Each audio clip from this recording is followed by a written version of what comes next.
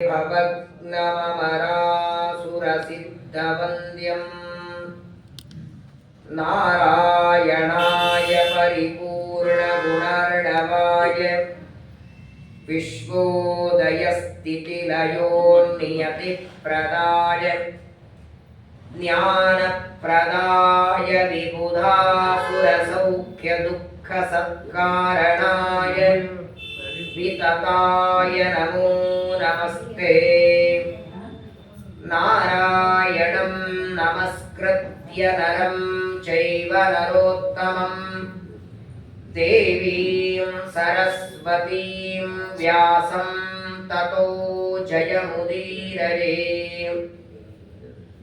यो विप्रलम्ब विपरीतमतिप्रभूतान् वादान् निरस्य कृतवान् भुवि तत्त्ववादम् सर्वेश्वरो हरिरिति प्रतिपादयन्तम् आनन्दतीर्थमुनिवर्यमहं नमामि।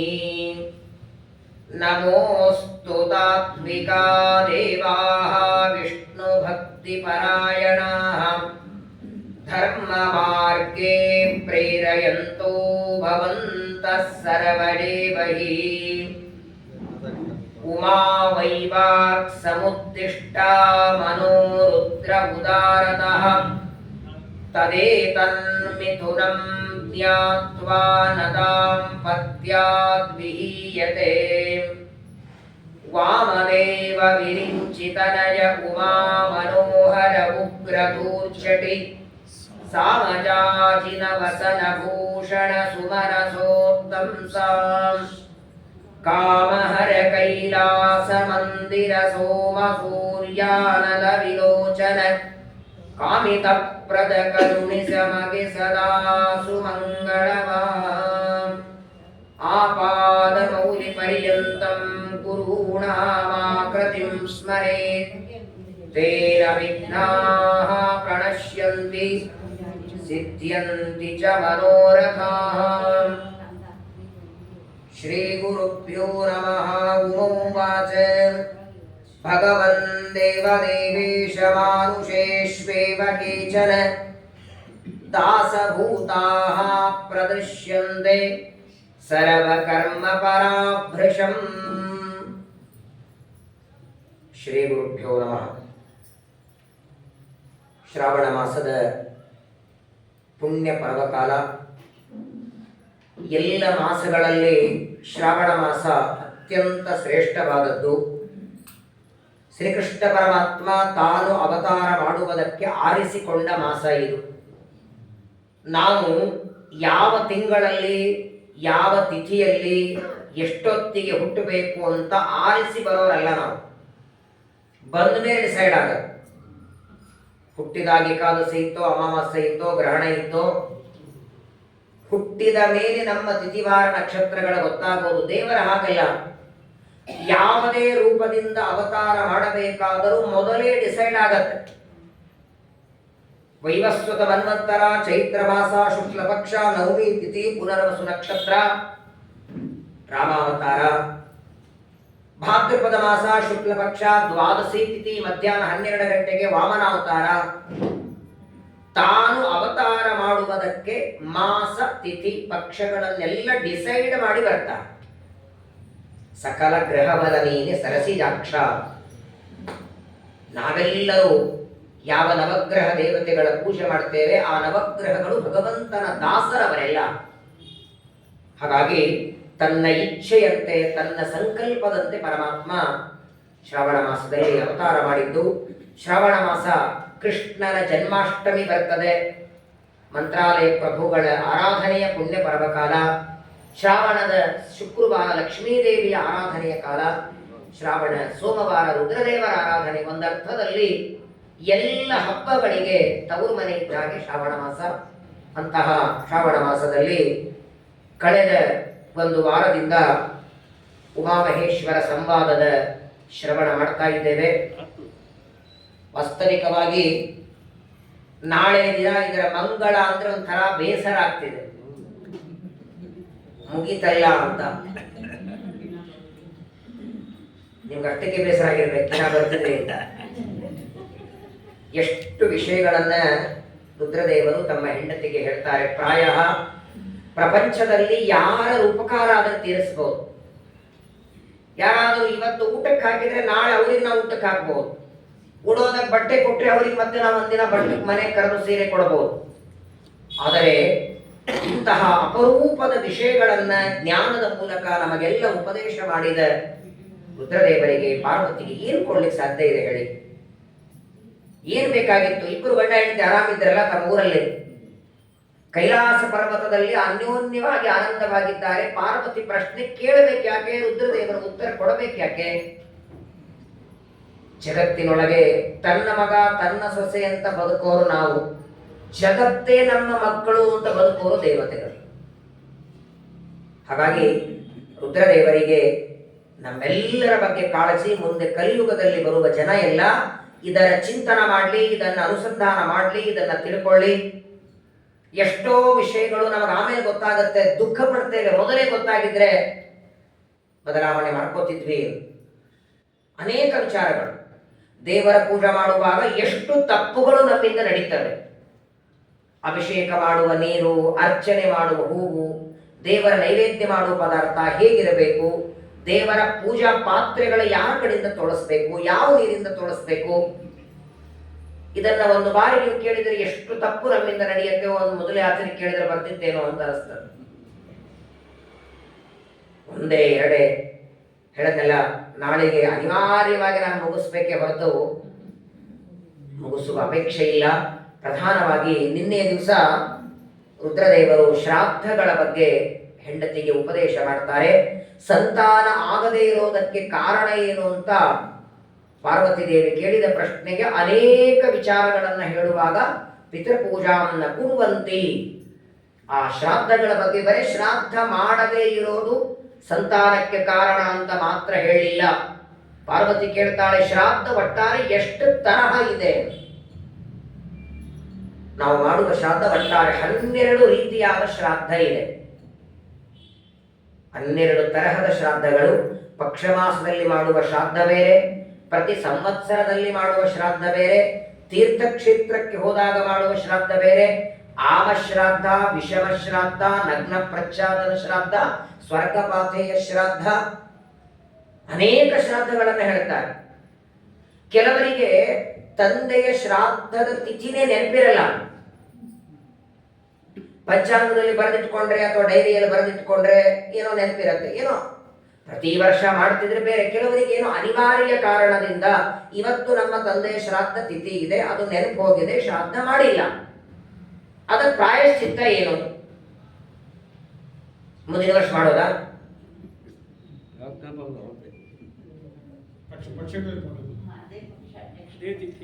ರುದ್ರದೇವರು ಬಹಳ ಸುಂದರವಾಗಿ ಉತ್ತರ ಕೊಡ್ತಾರೆ.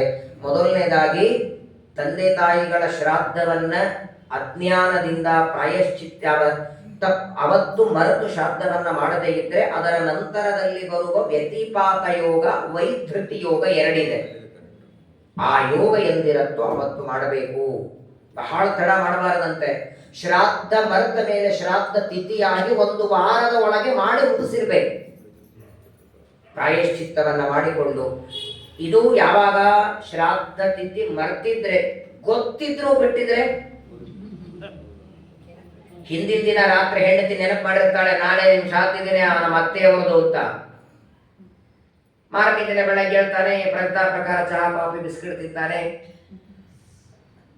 ರುದ್ರದೇವ ಹೇಳ್ತಾರೆ ಅದಕ್ಕೆ ಕ್ಷಮೆ ಇಲ್ಲ ಅಂತಾರೆ. ಅಜ್ಞಾನದ ಅದು ಮರೆಯೋದು ಒಂದು ರೀತಿ ತಪ್ಪೇ ಅಂತ. ನೀವು ಹುಟ್ಟಿದಪ್ಪ ಮರಿತೀರಾ?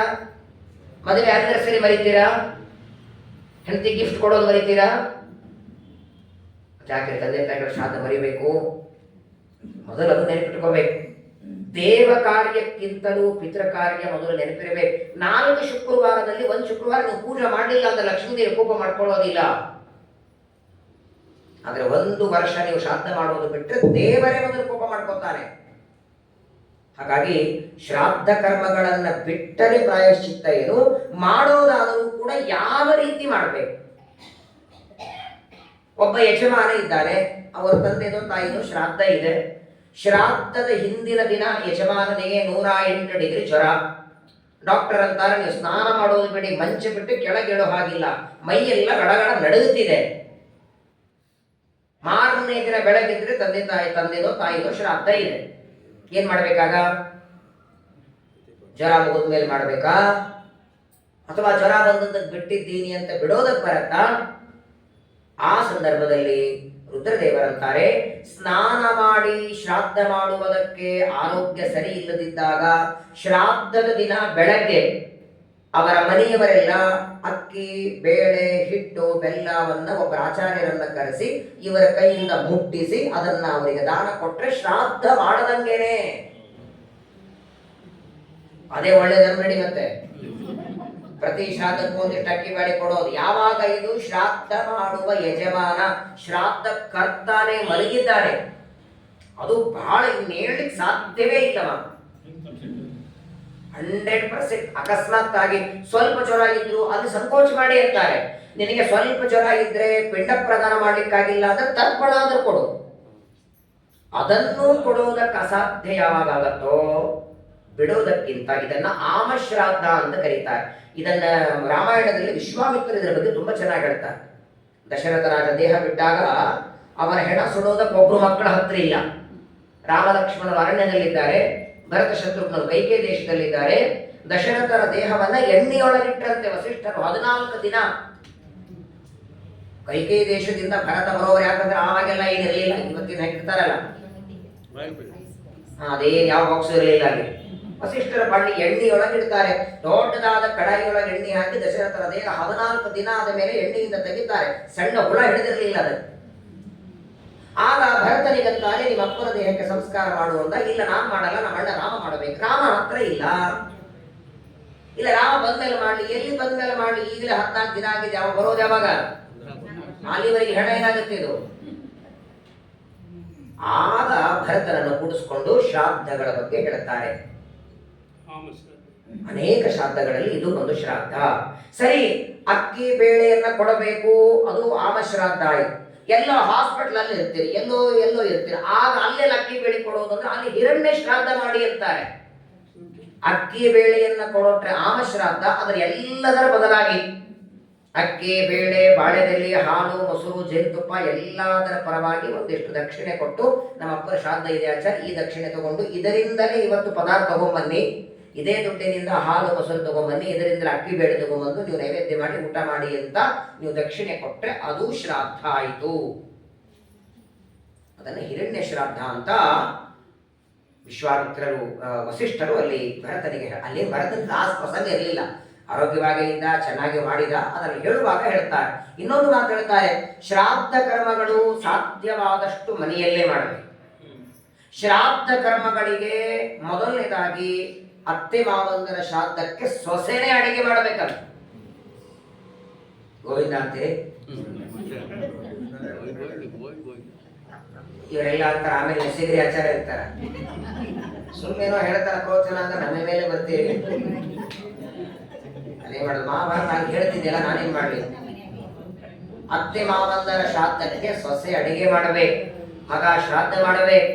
ಆ ಸೊಸೆನೂ ಕೂಡ ಅಡಿಗೆ ಮಾಡುವಾಗ ಸಿಟ್ಟು ಮಾಡ್ತಾ ಏನೋ ಮಾಡ್ತಾ, ನೋಡಿ ನಿಮ್ಮ ಅಪ್ಪ ಶ್ರಾದ್ದ ಮಾಡಿಟ್ಟಿರಿ ಇವತ್ತೆಲ್ಲ, ಹೀಗೆಲ್ಲ ಬೈತಾ ಮಾಡೋದಲ್ಲ.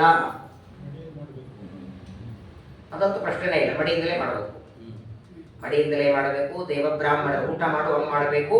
ಇನ್ನೊಂದು ಮಾತು ಹೇಳ್ತಾರೆ ರುದ್ರದೇವರು, ಶ್ರಾದ್ದದ ಅಡಿಗೆಯೊಳಗೆ ಕಾಯಿ ಪಲ್ಯ ಬಹಳ ಮಹತ್ವದ್ದು. ನಿಮಗೆ ಸೇರ್ತದೆ ಮಾಡೋದಲ್ಲ. ನಿಮಗೆ ಬೆಂಡಿಕಾಯಿ ಪಲ್ಯ ಸೇರ್ತದೆ, ಗಜರಿ ಪಲ್ಯ ಸೇರ್ತದೆ, ಬದ್ನಿಕಾಯಿ ಪಲ್ಯ ಸೇರ್ತದೆ, ಅದನ್ನು ಮಾಡಿಟ್ರಲ್ಲಿ ಎಲ್ಲಿ ನೋಡಿ. ಒಂದು ಮಾತು ಹೇಳ್ತಾರೆ, ಶ್ರಾದ್ದದ ಅಡಿಗೆ ಮಾಡುವಾಗ ಒಗ್ಗರಣೆಯಲ್ಲಿ ಇಂಗು ಹಾಕಿದರೆ ಬಾಗಲವರೆಗೆ ಬಂದ ಪಿತೃಗಳು ಶಾಪ ಕೊಟ್ಟು ಹೋಗ್ತಾರೆ. ಇಂಗಿನ ವಾಸನೆ ಬಂದ್ರೆ ಈ ವಂಶದಲ್ಲಿ ಯಾರು ಸಾತ್ವಿಕರು ಸಜ್ಜನರು ಹುಟ್ಟೋದು ಬೇಡ, ಎಲ್ಲಾ ಪಾಪಿಗಳ ಹುಟ್ಟಲಿ ಅಂತ ಶ್ರಾದ್ದ ಬಿಟ್ಟು ವಾಸನೆ ತಗೊಂಡು ಹೋಗಿಬಿಡುತ್ತಾರೆ. ಅದಕ್ಕೆ ಹೇಳೋದಲ್ಲ, ಶುಕ್ರವಾರದ ಲಕ್ಷ್ಮೀ ಪೂಜೆಗೆ ಅಡಿಗೆ ಮಾಡಬೇಕಾದ್ರೆ ಒಂದೆರಡು ಹೆಚ್ಚು ಕಮ್ಮಿ ನಡೀತದೆ. ಶ್ರಾದ್ದದ ಅಡಿಗೆ ಮೊದಲು ಕೇಳ್ಕೊಂಬನ್ರಿ. ಏನ್ ಅಡಿಗೆ ಮಾಡಬೇಕು, ಏನ್ ಪಲ್ಯ ಮಾಡಬೇಕು, ಏನ್ ಸ್ವೀಟ್ ಮಾಡಬೇಕು. ಕೋಸಂಬರಿ ಮಾಡಿ ಗೊಜ್ಜು ಮಾಡಿ ಅದಕ್ಕೆ ಅಂತ ಸೆಲೆಕ್ಟ್ ಇದೆ. ಕುಂಬಳಕಾಯಿ, ಬಟಾಟೆ, ಆಲೂಗಡ್ಡೆ ಶ್ರಾದ್ದಕ್ಕೆ ಬಳಸಬಾರ್ದು. ಅಯ್ಯೋ ನಮ್ಮ ಅಪ್ಪ ನಮ್ಮ ಮಾವನವರಿಗೆ ಬದ್ನಿಕಾಯಿ ಬೋಂಡ ಸೇರ್ತಿತ್ತಂತ ಬದ್ನಿಕಾಯಿ ಬೋಂಡ ಅವ್ರು ಏನ್ ಸೇರ್ತದೆ ಮಾಡೋದಲ್ಲ, ಅವ್ರಿಗೆ ಒಂದು ಪಾಕೆಟ್ ಸೇರ್ತಿತ್ತ, ಪಾಕೆಟ್ ಇಡ್ತಿರತ್ತಲ್ಲಿ. ಬಹಳ ಸುಂದರವಾಗಿದೆ. ಅದನ್ನು ಇನ್ನೊಮ್ಮೆ ಒಂದು ಪಕ್ಷ ಮಾಸದಲ್ಲಿ, ಈಗ ಬೇಡ, ಪಕ್ಷ ಮಾಸದಲ್ಲಿ ಒಂದು ವಾರ ಕೇವಲ ಶ್ರಾದ್ದಗಳ ಬಗ್ಗೆ, ಶ್ರಾದ್ದಗಳು ಎಷ್ಟು ತರಹ ಇದೆ, ಶ್ರಾದ್ದ ಯಾಕೆ ಮಾಡೋದು, ಹೇಗೆ ಆ ಶ್ರಾದ್ದದ ಪಿಂಡ ಅವ್ರಿಗೆ ಹೋಗಿ ತಲುಪತ್ತೆ, ಶ್ರಾದ್ದ ಮಾಡ್ಲಿಕ್ಕಾಗದಿದ್ದರೆ ಪ್ರಾಯಶ್ಚಿತ್ತ ಏನು, ಶ್ರಾದ್ದಕ್ಕೆ ಅಡಿಗೆ ಏನು, ಶ್ರಾದ್ದದ ಅಡಿಗೆ ಮಾಡೋರು ಹೆಂಗಿರ್ಬೇಕು ಮೊದಲು, ಅಕಸ್ಮಾತ್ ನೀವು ಮನೆ ಸೊಸೆದ್ರು ಮಾಡ್ಲಿಕ್ಕಾಗಿಲ್ಲ ಅಂದ್ರೆ ಬೇರೆ ಯಾರನ್ನು ಕರೆಸಿದ್ರೆ ಹೆಂಗಿರಬೇಕು, ಶ್ರಾದ್ದಕ್ಕೆ ಊಟಕ್ಕೆ ಬ್ರಾಹ್ಮಣರಿಗೆ ಆಮಂತ್ರಣ ಎಷ್ಟು ದಿನ ಮೊದಲು ಕೊಡಬೇಕು, ಅದು ಹೇಳುತ್ತೆ ಮಹಾಭಾರತ. ಒಂದು ವಾರ ಮೊದಲು, ತಿಂಗಳು ಮೊದಲು, ವರ್ಷ ಮೊದಲು ಆ ಆಮಂತ್ರಣ ಮನೆಗೆ ಹೋಗಿ ಕೊಡಬೇಕು. ಇಲ್ಲಿಂದಲೇ ಫೋನ್ ಮಾಡಿ, ಆಚಾರ್ಯ ಇವತ್ತು ನಾಡ್ದು ನಾವು ಬಂದಿದೆ ಬಂದ್ಬಿಡಿ ಅಲ್ಲೇ. ಒಂದೊಂದು ಮಾತುಗಳನ್ನ ಭೀಷ್ಮಾಚಾರ್ಯರು ಶರಪಂಜರದಲ್ಲಿ ಮಲಗಿದಾಗ ಧರ್ಮರಾಜನಿಗೆ ಉಪದೇಶ ಮಾಡ್ತಾರೆ. ಹಾಗಾಗಿ ಅದು ಶ್ರಾದ್ದದ್ದೇ ಒಂದು ಪ್ರಕರಣನೇ ಬೇರೆ ಇದೆ. ಅದನ್ನ ಇನ್ನೊಂದು ಬಾರಿ ಗರುಡ ಪುರಾಣ ಅಂತ ಹೈಲೈಟ್ ಹಾಕೋಣ ಮೇಲೆ ಅದರಲ್ಲಿ ಇದೆಲ್ಲ ವಿಚಾರಗಳು ಬರ್ತದೆ. ಅಡಿಗೆ ಏನು, ಎಷ್ಟು ಜನರನ್ನು ಕರಿಬೇಕು ಅದು ಹೇಳುತ್ತೆ. ಮದುವೆ ಮುಂಜುವೆ ಅಥವಾ ದೇವರ ಸಮಾರಾಧನೆ ಕರೆದಾಗೆ ಶ್ರಾದ್ಧೆ ಕುರಿಯಾಂ ನವಿಸ್ತರಂ ಅಂತಾನೆ ಕೃಷ್ಣ ಉದ್ಧವನಿಗೆ ಹೇಳಬೇಕಾದಾಗ. ಯಾಕಂದ್ರೆ ಶ್ರಾದ್ದದಲ್ಲಿ ಬಹಳ ಜನರನ್ನ ನೀವು ಕರೆದದ್ದಾದರೆ ಅದರಲ್ಲಿ ಯಾರಾದರೂ ಒಬ್ಬ ವ್ಯಕ್ತಿ ವಾಂತಿ ಮಾಡಿಕೊಂಡ ಅಂದ್ರೆ ಮತ್ತೆ ಹೊಸ ಅಡಿಗೆ ಮಾಡಿಸಿ ಬೇರೆ ಆಚಾರ ಕರೆದು ಮತ್ತೆ ಶ್ರಾದ್ದ ಮಾಡಬೇಕಂತ. ಹಾಗಾಗಿ ಬಹಳ ಆಗ್ರಹ ಮಾಡಿ ಬಡಿಸಬಾರದು. ರವಾ ಉಂಡೆನೆ ಯಾಕೆ, ವಡೆನೆ ಯಾಕೆ, ಈ ವಡೆ ಅಂದ ತಕ್ಷಣ ನಾರ್ಮಲ್ ದಿನದಲ್ಲಿ ವಡೆ ಮಾಡ್ತೀನೋ ಹಂಗಿಲ್ಲ, ಮಾಡಿದ್ರೆ ಯಾರಾದ್ರೂ ಇವತ್ತು ಹೋಗಿ ಕೇಳಿಬಿಡ್ತಾರೆ. ಏನು ಸಂಬಂಧ ಅದಕ್ಕೆ? ಉದ್ದಿನ ವಡೆ ಅದು. ಆಮೇಲೆ ಈ ಕಾಗೆಗಳಿಗೆಲ್ಲ ಪಿಂಡ ಇಡುತ್ತಾರೆ. ಕಾಗೆ ನಮ್ಮಪ್ಪ ಕಾಗೆನ, ನಿಮ್ಮನ್ನೇ ಯಾರು ಹೇಳಿದ್ರಿ ಚೆನ್ನಾಗಿದೆ ನೋಡೋದು ಕಾಗೆ ಇದ್ದಂಗಿದ್ದಾರೆ, ಕೋಪ ಬರಲ್ಲ ನಿಮ್ಗೆ? ಹಾಗಾದ್ರೆ ಶಾಂತದಲ್ಲಿ ಆ ಕಾಗೆಗಳಿಗೆ ಪಿಂಡ ಕೊಟ್ಟರೆ ಯಾರಿಗೆ ಹೋಗುತ್ತೆ? ನಮ್ಮಪ್ಪ ಕಾಗೆಯಾಗಿ ಬಂದದ್ದ? ಕಾಗೆಗಳಿಗೆ ಪಿಂಡ ಕೊಡೋದೆ. ಕೆಲವರಂತೂ ಕಾಗೆಗಳಿಗೆ ಪಿಂಡ ಇಡ್ತಾರೆ, ಕಾಗೆಗಳು ಪಿಂಡ ತಿನ್ನಿಲ್ಲ ಅಂದ್ರೆ ಟೆನ್ಷನ್. ಅಯ್ಯೋ ಯಾಕೋ ಆಚಾರ ಸರಿ ಮಾಡಿಸ್ಲಿಲ್ಲೇನೋ ಅಥವಾ ನಾವೇನೋ ತಪ್ಪು ಮಾಡಿವೋ, ಯಾಕೋ ಪಿತೃಗಳು ಬರ್ತಿಲ್ಲ, ತಿಂತಾ ಇಲ್ಲ ಅಂತ ಟೆನ್ಷನ್ ಒಳಗೆ ಎಷ್ಟು ಟೆನ್ಷನ್ ಮಾಡ್ಕೊಂಡಿರ್ತಾರೆ ಅಂದ್ರೆ ಆ ಟೆನ್ಷನ್ ಒಳಗೆ BP ಲೋ ಆಗಿ ಶುಗರ್ ಹೈ ಆಗಿ ಇವ್ರು ಬಂದಿರ್ತಾರೆ ಕಾಗೆ ಪಿಂಡಕ್ಕೆ. ಕೆಲವರಂತೂ ಹೋದವರು ಇದ್ದಾರೆ ಹಾಗೆ. ವಿಚಿತ್ರ ಅಂದ್ರೆ ಆ ಕಾಗೆ ಪಿಂಡ ತಿಂದಿದ್ರೆ ಟೆನ್ಷನ್, ಬ್ರಾಹ್ಮಣ ಉಂಡಿಲ್ಲ ಟೆನ್ಷನ್ ಇಲ್ಲ. ಶ್ರಾದ್ದ ದಿನ ಆಚಾರ್ಯ ಮನೆ ಊಟಕ್ಕೆ ಹಾಕಿಲ್ಲ ಅಂತ ಯಾರಿಗೂ ನೋವಾಗಲ್ಲ. ತುಂಬಾ ಚೆನ್ನಾಗಿದೆ. ಅದನ್ನ ಇನ್ನೊಂದು ಬಾರಿ ಶ್ರಾದ್ದಗಳ ಬಗ್ಗೆ ಬಹಳ ವಿಸ್ತಾರವಾಗಿ ರುದ್ರದೇವರು ತಿಳಿಸಿಕೊಡ್ತಾರೆ. ಇದೇ ಮಹಾಭಾರತದಲ್ಲಿ ಭೀಷ್ಮಾಚಾರ್ಯರು 800 ವರ್ಷ ಬದುಕಿದ ವ್ಯಕ್ತಿ ತಮ್ಮ ತಂದೆಯಾದ ಶಂತನು ರಾಜರ ಶ್ರಾದ್ದ ಮಾಡ್ತಿದ್ದರಂತೆ. ಭೀಷ್ಮಾಚಾರ್ಯರು ಶಂತನು ರಾಜರ ಶ್ರಾದ್ದ ಮಾಡುವಾಗ ಕೈಯಲ್ಲಿ ಪಿಂಡ ತಗೊಂಡಿದ್ದಾರೆ. ಹೆಸರು ಗೋತ್ರ ಹೇಳಬೇಕಲ್ಲ. ಅಸ್ಮತ್ ಪಿತಾ ಶಂತನು ರಾಜ ಶರ್ಮನ್. ಹೆಸರು ತಗೊಂಡು ಪಿಂಡ ಇಡಬೇಕಾದರೆ ಭೂಮಿ ಸೀಳಿ ಭೂಮಿಯಿಂದ ಕೈ ಮೇಲೆ ಬಂತನು. ಶಂತನು ರಾಜನ ಕೈ ಮೇಲೆ ಬಂತು. ಆ ಶಂತನು ರಾಜ ಅಂತಾನೆ ದರ್ಭದ ಮೇಲೆ ಇಡಬೇಡ, ನನ್ನ ಕೈಯಲ್ಲೇ ಪಿಂಡ ಕೊಡು, ಹಸಿವಾಗ್ತಿದೆ ನನಗೆ. ಕೊಡಲಿಲ್ಲ ಅಂದ್ರೆ ಭೀಷ್ಮಾಚಾರ್ಯರು ಏನಿದ್ರು ದರ್ಭದ ಮೇಲೆ ನಾನಿಡೋದು, ನಾನಿನ ಕೈಯಲ್ಲಿ ಕೊಡೋದಿಲ್ಲ ಅಂದ ಕ್ಷಣ ಕೈ ಒಳಗೋಯಿತು. ದರ್ಭದ ಮೂಲ 3 ಪಿಂಡ ಇಡ್ತಾರೆ. ಶ್ರಾದ್ದಾದ ಮೇಲೆ ಶಂತನು ರಾಜ ದರ್ಶನ ಕೊಟ್ಟ. ಭೀಷ್ಮಾಚಾರ್ಯಗಂತಾನೆ, ನನ್ನ ಮಗನಾದರೂ ಎಲ್ಲಿ ನಿಯಮ ಮೀರಿ ಬಿಡ್ತೀಯ ಅನ್ಕೊಂಡಿದ್ದೆ, ನಾನು ಕೈ ಮಾಡಿದ್ದ ಕೈಯಲ್ಲಿ ಕೊಡ್ತೀಯ ಅಂತ ದರ್ಭದ ಮೇಲೆ ಕೊಟ್ಟಿಲ್ಲ, ತುಂಬಾ ಸಂತೋಷ ಆಯ್ತು ನನಗೆ ಅಂತಾರೆ. ಯಾಕೆ ದರ್ಭೆ ಬೇಕು ಇದು ಮೊದಲು ತಿಳ್ಕೊಳ್ಬೇಕು ನಾವು. ಶ್ರಾದ್ದಕ್ಕೆ ದರ್ಭೆ ಯಾಕೆ? ಅದನ್ನ ಕೈಯಾಗಿ ಹಾಕಲಿಕ್ಕೆ ಕೊಡ್ತಾರಲ್ಲ ನಿಮ್ಗೆ, ಅದು ನಿಮ್ಮನ್ನು ಪವಿತ್ರ ಮಾಡ್ತದ. ಅದು ಪವಿತ್ರ 3 ತರಹ ಇದೆ. ಸತ್ತಾಗ ಹಾಕೊಳ್ಳೋದು ಬೇರೆ, ಯಾರಾದ್ರೂ ಹೋದಾಗ 10 ದಿನ ಹಾಕೋದು 1 ಧರ್ಮದ ಪವಿತ್ರ. ಪ್ರತಿನಿತ್ಯ ಸಂಧ್ಯಾವಂದನೆ ಜಪ ಮಾಡುವಾಗ 2 ಧರ್ಮದ ಪವಿತ್ರ. ಶ್ರಾದ್ದ ಕರ್ಮಗಳಲ್ಲಿ 3 ಧರ್ಮದ ಪವಿತ್ರ. ದೊಡ್ಡ ದೊಡ್ಡ ಯಜ್ಞಯಾಗ ಮಾಡುವಾಗ 5 ಧರ್ಮದ ಪವಿತ್ರ. ದರ್ಭೆಗಳು ವರಾಹದೇವರ ಕೂದಲು. ಎಳ್ಳು ಅಂದ್ರೆ ವರಾಹದೇವರ ಬೆವರಿನಿಂದ ಬಂದದ್ದು. ಎಷ್ಟೋ ಜನ ಕೆಲವು ಮನೆಗೆ ಹೋಗಿದ್ದೆ ಬೆಂಗಳೂರಲ್ಲಿ, ಎಳ್ಳಿನ ಡಬ್ಬೆ ಹೊರಗೆ ಬಿಟ್ಟಿದ್ರೆ ಜಾತ್ರೆ ಅದು ಮೈಲಿಗೆ ಶ್ರಾದ್ದಕ್ಕೆ ಬಳಸ್ತಾರೆ. ಎಳ್ಳಿಗೆ ದರ್ಭಕ್ಕೆ ಮೈಲಿ ಇಲ್ಲ. ಹುಟ್ಟಿದಾಗ ಹಿಡ್ಕೊಂಡು ಸಾಯುವವರೆಗೆ ಹೇಳಬೇಕು. ತುಂಬಾ ಚೆನ್ನಾಗಿ ವೇದವ್ಯಾಸರು ಹೇಳ್ತಾರೆ ನೋಡಿ. ಶಂತನುರಾಜ ಶ್ರಾದ್ದ ಮಾಡುವಾಗ, ಭೀಷ್ಮಾಚಾರ ಮಾಡುವಾಗ ಕೈ ಮೇಲೆ ಬಂತು, ನಾವು ಮಾಡುವಾಗ ಕೈ ಬಂದ್ರೆ ಓಡೋದು ನಮ್ಮ ಶ್ರಾದ್ದಲ್ಲಿ. ಆ ಕೈ ನೋಡಿ ಹಾರ್ಟ್ ಅಟ್ಯಾಕ್ ಆಗಿ ಇವಾಗ ಗೋವಿಂದ ಅಂದ್ರೆ ಇವ್ರ ಶ್ರಾದ್ದ ಆಗತ್ತಲ್ಲಿ. ರಾಮಾಯಣದಲ್ಲಿ ದಶರಥ ರಾಜ ಸತ್ತ ಮೇಲೆ ಅವನ್ನೆಲ್ಲ ಅಂತ್ಯವಿಧಿ ಮುಗಿಸ್ಕೊಂಡು, ದಶರಥ ರಾಜರ ಸಂಸ್ಕಾರ ಆಯಿತು, ದಾನ ಧರ್ಮ ಆಯಿತು, 14 ವೈಕುಂಠ ಸಮಾರಾಧನೆ ಆಯಿತು, ಮುಗಿಸ್ಕೊಂಡು ಭರತ ಬಂದ. ರಾಮನ ಹತ್ರ ಬರ್ತಾನೆ, ರಾಮನ ಜೊತೆ ಮಾತಾಡ್ತಾನೆ. ಆಗ ರಾಮ ಕೇಳ್ತಾನೆ, ತಂದೆ ದಶರಥ ಹೇಗಿದ್ದ ನೋಡಿ, ಗೊತ್ತಿಲ್ವಾ ಇವನಿಗೆ? ನಾಟಕನು ಇವನನ್ನು ಚೆನ್ನಾಗಿ ಯಾರಿಗೆ ಬರಲ್ಲ ಮಾಡ್ಲಿಕ್ಕೆ. ಅಪ್ಪ ಹೇಗಿದ್ದಾನೆ ಅಂತ ಕೇಳಿದ ತಕ್ಷಣ ಭರತನ ಕಣ್ಣಲ್ಲಿ ನೀರು ಬಂತು. ಅಪ್ಪ ಹೋದ್ರು. ರಾಮನಿಗೆ ಏನು ಗೊತ್ತಿಲ್ಲದಾಗ ನಾಟಕ ಮಾಡ್ತಾನೆ. ಆಗ ಪಕ್ಕದಲ್ಲಿದ್ದ ಸೀತೆಗೆ ಹೇಳ್ತಾನೆ, ಸೀತೆ ನಿಮ್ಮ ಮಾವ ಹೋದರಂತೆ, ನಡಿ ಹೋಗೋಣ, ತರ್ಪಣ ಕೊಡೋಣ ಅಂತ ಇಬ್ರು ಸ್ನಾನ ಮಾಡಿ ತರ್ಪಣ ಕೊಟ್ರ. ಅಷ್ಟೊತ್ತಿಗೆ 1 ತಿಂಗಳಾಗಿತ್ತು, ಮಾಸಿಕ ಶ್ರಾದ್ದ ಬಂದಿತ್ತು. ಈ ಮಾಸಿಕ ಶ್ರಾದ್ದ ಯಾರು ಮಾಡೋದಿಲ್ಲ ಇವತ್ತು. ಅದನ್ನೇ 13 ದಿನ ಮಾಡೋದೇ ಸಾಕಾಗಿ ಹೋಗಿರ್ತದೆ ನೋಡಿ. ಒಬ್ಬ ವ್ಯಕ್ತಿ ಸ್ವರ್ಗಕ್ಕೆ ನರಕಕ್ಕೆ ಹೋಗೋದಕ್ಕೋ ಸ್ವರ್ಗಕ್ಕೆ ಹೋಗೋದಕ್ಕೋ ಈ ಮಾಸಿಕ ಶ್ರಾದ್ದ 48 ಶ್ರಾದ್ದ ಆಗಿರ್ಬೇಕು. ರಾಮದೇವರಂತಾರೆ ಸೀತಾದೇವಿಗೆ, ಮೊದಲನೇ ಮಾಸಿಕ ಶ್ರಾದ್ದ ನಾವಿಲ್ಲೇ ಮಾಡೋಣ ಅಂತ ಹೇಳಿ, ನೀನ್ ಅಡಿಗೆ ಮಾಡು, ನಾನು ಶ್ರಾದ್ದ ಮಾಡ್ತೇನೆ ಅಂತಂದಾಗ ಸರಿ ಅಂತ ಸೀತಾದೇವಿ ಅಡಿಗೆ ಮಾಡ್ತಿದ್ದಾರೆ. ಬ್ರಾಹ್ಮಣರು ಒಂದು ಕಡೆಗೆ ವಸಿಷ್ಠರು, ಇನ್ನೊಂದು ಕಡೆ ವಾಮದೇವ. ಶ್ರಾದ್ದ ಊಟ ಮಾಡೋ ಬ್ರಾಹ್ಮಣರು ಹೇಗಿರ್ಬೇಕಂದ್ರೆ, ಸಾಕು ಅನ್ನಬಾರದು, ಬಡಿಸೋರನ್ನ ಹಾಕಿದ ಚೆಲ್ಲಬಾರದು. ಹಾಕಿದ ಚೆಲ್ಲಿದ್ರು ಶ್ರಾದ್ದಘಾತ ಆಗತ್ತೆ, ಸಾಕು ಅಂದ್ರು ಶ್ರಾದ್ದಘಾತ ಆಗತ್ತೆ. ಒಂದು ಕೊಡದಷ್ಟು ಜೇನುತುಪ್ಪ ಹಾಕ್ತಿದ್ರೆ ಏನು ಬಡಿಸಿದ್ರು, ಬಡಿಸೋ ವ್ಯಕ್ತಿ ಬಡಿಸಿ ಬಡಿಸಿ ಬೆಳೆಸಿ ಸಾಕಾಯ್ತು ಅಂತ ಕೂತ್ಕೋಬೇಕು. ಆಗ ಇವ್ರು ಆಪೋಷಣ ತಗೊಂಡು ಹೇಳಬೇಕೆ ಹೊರತು ಶ್ರಾದ್ದ ಮಾಡಿ ಕೂತವರು ಸಾಕು ಅನ್ನಬಾರ್ದು ನೋಡಿ. ಶ್ರಾದ್ದ ಊಟ ಮಾಡೋ ವ್ಯಕ್ತಿ ಸಾಕು ಅನ್ನಬಾರದು, ಉಪ್ಪು ಬಡಿಸು ಅನ್ನಬಾರದು, ಅವ್ರಾಗ ಅವ್ರು ತಿಳ್ಕೊಂಡು ಬಡಿಸ್ಬೇಕು. ಉಪ್ಪು ಹಾಕೊಂಡ್ರು ಶ್ರಾದ್ದಘಾತ ಆಗುತ್ತೆ. ಶ್ರಾದ್ದ ಊಟ ಆದ ಮೇಲೆ ಹೋಗಿ ಬರ್ತೇನೆ ಅನ್ನಬಾರದಂತೆ ಬ್ರಾಹ್ಮಣರು. ಹೋಗಿ ಬರ್ತೇನೆ ಅಂತ ಅನ್ನಬಾರದು ಬ್ರಾಹ್ಮಣರು. ಅವರಷ್ಟಕ್ಕೆ ಹೊರಟು ಬಿಡಬೇಕು. ಇವ್ರು ನಮಸ್ಕಾರ ಮಾಡುತ್ತಾರೆ, ಅವ್ರು ಹೊರಡ್ತಾರೆ. ಅನೇಕ ನಿಯಮಗಳು. ಶ್ರಾದ್ದ ಊಟ ಆದ ಮೇಲೆ ಎಂಜಲ ಎಲೆ ಯಾರು ತೆಗಿಬೇಕು? ಬ್ರಾಹ್ಮಣರು ಊಟ ಮಾಡಿದ ಎಲೆ ಯಾರು ತೆಗಿಬೇಕು, ಹೇಗೆ ತೆಗಿಬೇಕು? ಎಲೆಯನ್ನ ಡೈರೆಕ್ಟ್ ಆಗಿ ಎಲೆ ಮುಖವಾಗಿಲ್ಲ, ಮೊದಲು ಎಲೆ ಮೇಲೆ ಬೂದಿ ಹಾಕಬೇಕು. ವೈಶ್ವದೇವ ಮಾಡಿದ ಬೂದಿಯನ್ನ ಮೊದಲು ಎಲೆ ಮೇಲೆ ಹಾಕಿ, ಇಬ್ಬರು ಬ್ರಾಹ್ಮಣರು ಕೂತಿದ್ರೆ ಇಬ್ಬರದು ಎಲೆ ಒಂದೇ ಕವರದಲ್ಲಿ ತೆಗಿಬಾರದು. ಇವ್ರದ್ದು ಎಲೆ ಬೇರೆ ತೆಗೆದು ಕೈ ತಗೊಂಡು ಆಮೇಲೆ ಎಲೆ ತೆಗಿಬೇಕು. ಎರಡು ಎಂಜಲ ಹೌದು, ಆದ್ರೆ ಅದು ಬೇರೆ ಇದು ಬೇರೆ. ಬಹಳ ನಿಯಮ ಇದೆ ಶ್ರಾದ್ದಕ್ಕೆ. ಸೀತಾದೇವಿ ಅಡಿಗೆ ಮಾಡುತ್ತಿದ್ದಾಳೆ, ವಸಿಷ್ಠ ವಾಮದೇವರ ಊಟ ಕೂತಿದ್ದಾರೆ. ಮೊದಲೆಲ್ಲ ಬಡಿಸಿ ಆಗಿದೆ. ಇನ್ನೇನು ಬಡಿಸ್ಬೇಕಂದಾಗ ರಾಮದೇವರ ಹತ್ರ ತಗೊಂಡು ಬಾ, ಎಲೆ ಖಾಲಿ ಆಗಿದೆ ಬಡಿಸು ಅಂದ್ರೆ, ಸೀತಾದೇವಿ ಒಳಗಿನಿಂದ ಹೇಳಿದಂತೆ, ಇನ್ನು ಮೇಲೆ ನಾನು ಬಡಿಸಲ್ಲ, ನೀವೇ ಬಂದು ಒಳಗೆ ಬಂದು ಎಲ್ಲ ಬಡಿಸ್ರಿ. ಯಾಕೆ ಏನಾಯಿತು ಅಂತ ರಾಮದೇವರು ಕೇಳ್ತಾರೆ. ಆಗ ಸೀತಾದೇವಿ ಅಂತಾಳೆ, ಊಟ ಮಾಡುವ ವಸಿಷ್ಠರಲ್ಲಿ ನಮ್ಮ ಮಾವ ದಶರಥನನ್ನ ನೋಡಿದೆ ನಾನು ಅಂತಾಳೆ. ಊಟದ ಬ್ರಾಹ್ಮಣರು ಹೇಗಿರ್ಬೇಕು ಅಂದ್ರೆ ನಮ್ಮ ಪಿತೃಗಳು ಕಾಣಿಸ್ಬೇಕು, ಅವರಲ್ಲಿ ಕಾಣಿಸ್ತಾರ? ಹಿಂದಿನ ದಿನ ರಾತ್ರಿ ಕಾಣಿಸ್ತಾರೆ. ಕನಿಷ್ಠ ಪಕ್ಷ ಅದಕ್ಕೆ ಹೇಳದಲ್ಲ, ಕೆಲವು ಮಾತು ಭೀಷ್ಮಾಚಾರ ಮಾತುಗಳನ್ನು ನಾವು ಅನುಷ್ಠಾನ ಮಾಡ್ಲಿಕ್ಕಾಗಲ್ಲ.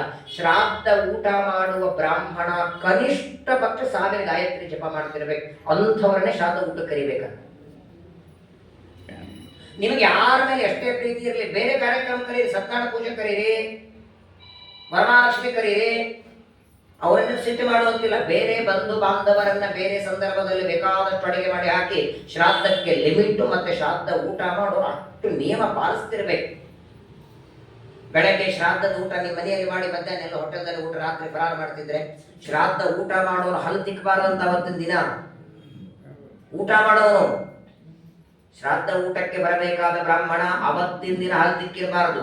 ಅವತ್ತೇ ಕ್ಷೌರ. ಅವತ್ತು ವಾಸ್ತವಿಕ ಹೇಳೋದಾದರೆ ಬರೇ ದಾಡಿ ಮಾಡ್ಕೊಂಡು ಕರಿಲೇಬಾರದು, ಮುಖ ಕ್ಷೌರ ಮಾಡ್ಕೊಂಡು ನನ್ನ ಕರಿಬಾರದು. ಶಿಖಾ ಬಿಟ್ಟವ್ರು ಇರಬೇಕು, ಹಲ್ಲು ತಿಕ್ಕೋಬೇಕು, ಹಲ್ಲು ತಿಕ್ಕೊಂಡಿರಬಾರದು. ಶ್ರಾದ್ದ ಊಟ ಮಾಡಿದ ದಿನ ಆ ಬ್ರಾಹ್ಮಣ ಮಂಚದ ಮೇಲೆ, ಗಾದಿ ಮೇಲೆ ಮಲ್ಕೋಬಾರದು, ಚಾಪೆ ಮೇಲೆ ಮಲ್ಕೋಬೇಕು. ಯಾವ ಆಚರು ಬರ್ಲಿಕ್ಕೆ ಕಡೆ ಇಲ್ಲ ಇವತ್ತು, ಎಲ್ಲಿದ್ರೆ ಬೇಡ ಅಂತ. ಆದ್ರೆ ಅದನ್ನು ಪಾಲನೆ ಮಾಡೋರು ಇದ್ದಾರೆ, ಇವತ್ತಿಗೂ ಇದ್ದಾರೆ. ಇದೇ ರೀತಿ ಅನುಷ್ಠಾನ ಮಾಡಿ ಶ್ರಾದ್ದ ಊಟ ಮಾಡಿದ್ರೆ ಏನೇನು ಮಾಡಬೇಕು ಅದನ್ನ ಮಾಡೋರು ಈಗಲೂ ಇದ್ದಾರೆ. ಆದ್ರೆ ಅಂಥವ್ರು ನಾವು ಕರೆಯಲ್ಲ. ಯಾಕೆ ಹೇಳಿ?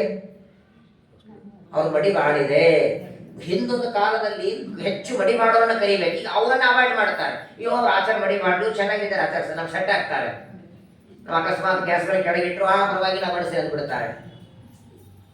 ಬಹಳ ಮಡಿ ಮಾಡ್ತಾರಂತ ನಾವು ಅವಾಯ್ಡ್ ಮಾಡ್ತೇವೆ.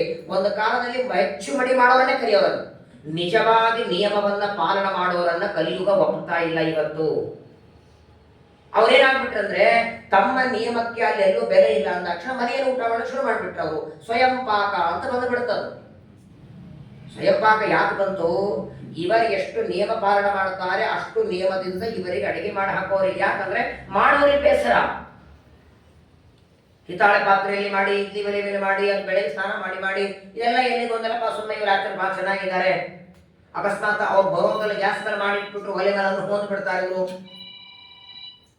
ಹೀಗೆಲ್ಲ ಶ್ರಾದ್ದಕ್ಕೆ ಉಪಯುಕ್ತ ಬ್ರಾಹ್ಮಣರ ಬಗ್ಗೆ ತುಂಬಾ ಮಾಹಿತಿಯನ್ನ ಕೊಡ್ತಾರೆ ರಾಮದೇವರು. ಅನ್ನೋಡೆ ಒಂದು ಮಾತು ಮರಿಬೇಡಿ, ರಾಮದೇವರು ದಶರಥನ ಶ್ರಾದ್ದ ಮಾಡದಿದ್ರೆ ಯಾಕೆ ಮಾಡಿಲ್ಲ ಅಂತ ರಾಮನಿಗೆ ಕೇಳೋರಿದ್ರ? ಮೊದಲನೇದು, ದೇವರಿಗೆ ನಮ್ಮಂತೆ ಕರ್ಮಗಳಿದೆಯಾ? ಶ್ರಾದ್ದನೂ ಮಾಡ್ತಾನೆ, ಉಪನಯನೂ ಮಾಡ್ಕೊತಾನೆ, ಗಾಯತ್ರಿ ಜಪನೂ ಮಾಡ್ತಾನೆ. ದೇವರು ಯಾವುದೇ ಅವತಾರದಲ್ಲಿ ಯಾವುದೇ ಕರ್ಮ ಮಾಡಿದರೂ ಅದನ್ನ ನಾವೆಲ್ಲರೂ ಅನುಷ್ಠಾನ ಮಾಡಬೇಕು ಅಂತ ಮಾಡ್ತಾನೆ ಹೊರತು ಕರ್ಮ ಮಾಡದಿದ್ದದ್ದಕ್ಕೆ ಲೋಪ ದೋಷಗಳು ದೇವರಿಗಿಲ್ಲ. ಬಹಳ ಸುಂದರವಾಗಿ ಶ್ರಾದ್ದಗಳ ಬಗ್ಗೆ ಹೇಳಿ, ನಿನ್ನೆ ದಿವಸ ಮಂತ್ರಾಕ್ಷತೆ ಬಗ್ಗೆ ಯಾರೋ ಒಂದು ಪ್ರಶ್ನೆ ಕೇಳಿದರು. ಸಾಮಾನ್ಯವಾಗಿ ನಾವು ದೇವರಿಗೆ ಏರಿಸಿದ ಮಂತ್ರಾಕ್ಷತೆ ಅಥವಾ ಈ ತರಹ ಪ್ರವಚನಕ್ಕೆ ಹೋದಾಗ ನೀವು ತಗೊಂಡದ್ದು ಅಥವಾ ಎಲ್ಲೋ ಚಾತುರ್ಮಾಸ್ಯದಲ್ಲಿ ಹೋದಾಗ ಗುರುಗಳಿಂದ ಫಲ ಮಂತ್ರಾಕ್ಷತೆ ಅಂತ ತಗೊಳ್ತೀರೋ ಆ ಮಂತ್ರಾಕ್ಷತೆ ಅವತ್ತಿನ ದಿನ ಎಲ್ಲ ತಲೆ ಮೇಲೆ ಹಾಕೋಬೇಕು ಅಂತಿಲ್ಲ. ಯಾಕಂತ ಕೇಳಿ, ಕೆಲವು ಕಡೆಗೆ ಸ್ವಾಮಿಗಳ ಹತ್ರ ಹೋದಾಗ ಹಿಂಗ್ ಕೊಟ್ಟಿರ್ತಾರೆ. ಅವ್ರು ನಿಮ್ಗೆಲ್ಲ ಅದರ ಬಗ್ಗೆ ಗೊತ್ತಿರ್ತದಂತ ಅವ್ರು ತಿಳ್ಕೊಂಡಿರ್ತಾರೆ. ಒಂದು ಮುಷ್ಟಿ ಯಾಕೆ ಕೊಡ್ತಾರಂದ್ರೆ, ನಿನಗೆ ಯಾವುದೇ ಸಂದರ್ಭದಲ್ಲಿ ಆಪತ್ತು ಬಂದಾಗ ಒಂದೊಂದು ಕಾಳು ತಲೆ ಮೇಲೆ ಹಾಕು, ನಿನ್ನ ಆಪತ್ತು ದೂರ ಆಗತ್ತೆ ಅಂತ ಮುಷ್ಟಿ ಕೊಡ್ತಾರೆ. ಅಯ್ಯೋ ಏನ್ರಿ ಮುಷ್ಟಿ ತುಂಬ ಕೊಟ್ಟಿದ್ದಾರೆ ಅಂತ ನೀವು 10 ಮಂದಿ ಹಂಚಿಬಿಡ್ತೇವೆ. 10 ಮಂದಿಗೆ ಹಂಚ್ತೀವಿ, ಇಲ್ಲ ಅಂದ್ರೆ 2 ಕಾಳು ಹಾಕೊಂಡು ಎಲ್ಲೋ ಕಿಟಕಿಯಾಗಿ ಇಟ್ಟು ಹೋಗ್ಬಿಡು. ಅವರು ಒಂದು ಮುಷ್ಟಿ ಕೊಟ್ಟಿರೋದು ಒಂದು ಡಬ್ಬಿ ತಗೊಂಡು ಬನ್ನಿ, ದೊಡ್ಡ ನಿಮ್ಗೆಲ್ಲರೂ ಗೊತ್ತಿರತ್ತಂತ ಅವ್ರು ಹೇಳಲ್ಲ.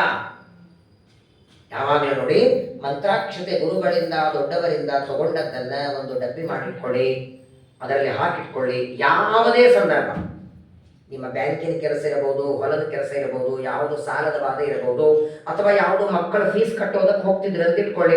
2 ಕಾಳು ನಿಮ್ಮ ತಲೆ ಮೇಲೆ ಹಾಕೊಂಡು ಹೋಗಿ, ಅದನ್ನು ಹಾಕೊಂಡು ಹೋಗಿ ನಿಮ್ಮ ಮಕ್ಕಳ ಫೀಸ್ ಕಟ್ಟ ಬಂದು ಉತ್ತಮ ವಿದ್ಯಾವಂತರಾಗ್ತಾರೆ ನಿಮ್ಮ ಮಕ್ಕಳು.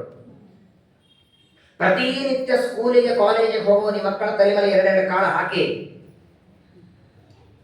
ಪ್ರತಿನಿತ್ಯ ಕೆಲಸಕ್ಕೆ ಹೋಗೋ ನಿಮ್ಮ ಗಂಡನ ತಲೆ ಮೇಲೆ 2 ಕಾಳು ಹಾಕಿ ಕಳಿಸಿ. ಹೊರಗೆ ಹೋದ ವ್ಯಕ್ತಿ ತಿರುಗಿ ಮನೆಗೆ ಬರ್ತಾನೆ ಗ್ಯಾರಂಟಿ ಇಲ್ಲ. ಇದೆಯಾ? ನಾವು ಚೆನ್ನಾಗಿ ಗಾಡಿ ಓಡಿಸ್ತಿರ್ತೀವಿ, ನಮ್ದೇನ್ ತಪ್ಪಿಲ್ಲ. ಹಿಂದಿನವ್ರು ಬಂದು ಗುದ್ದಿದ್ರೆ ಆಪತ್ತು ಯಾವ ಮೂಲೆಯಿಂದ ಎಲ್ಲಿಂದ ಬರುತ್ತೆ ಗೊತ್ತಿಲ್ಲ, ಅದನ್ನ ರಕ್ಷಣೆ ಮಾಡುತ್ತದೆ ಈ ತರಹದ ಪ್ರವಚನದ ಪಾಠದ ಗುರುಗಳ ಕೈಯಿಂದ ಬಂದ ಮಂತ್ರಾಕ್ಷತೆ. ಆದ್ರೆ ಆ ಸಂದರ್ಭದಲ್ಲಿ ಕೊಡೋದಕ್ಕೆ ಯಾವ ಗುರುಗಳ ನಿಮ್ಮ ಹತ್ರ ಇರಲ್ಲ. ಹಾಗಾಗಿ ಅದೆಲ್ಲವನ್ನ ಒಂದು ಕಡೆಗೆ ಸಂಗ್ರಹ ಮಾಡಿ ಅದನ್ನು ನಿತ್ಯದಲ್ಲಿ ನೀವು ಪೂಜೆ ಮಾಡಿ. ಇದನ್ನು ನಾನು ಬರೀ ಪ್ರವಚನ ಹೇಳ್ತಿಲ್ಲ, ನಾನು ಪ್ರತಿನಿತ್ಯ ಮಾಡ್ತೇನೆ. ಇದನ್ನು ದೇವರ ಗುರುಗಳ ಅನುಗ್ರಹದಿಂದ ನಾವು ಯಾತ್ರೆ ಎಲ್ಲ ಮಾಡಿಸ್ತೀವಿ. ಒಂದು 3 ವರ್ಷ ಆಯ್ತು, ನಾನು ನಮ್ಮ ಮನೆಯವರು ಸೇರಿ ಯಾತ್ರೆ ಎಲ್ಲ ಮಾಡ್ತೀವಿ. ಯಾವ ಯಾತ್ರೆಗೆ ಹೋಗಬೇಕಾದರೂ ಮೊದಲು ಗುರುಗಳ ಹತ್ರ ಹೋಗಿ ಅವರ ಹತ್ರ ಇದೆಲ್ಲ ಹೇಳ್ತೀವಿ.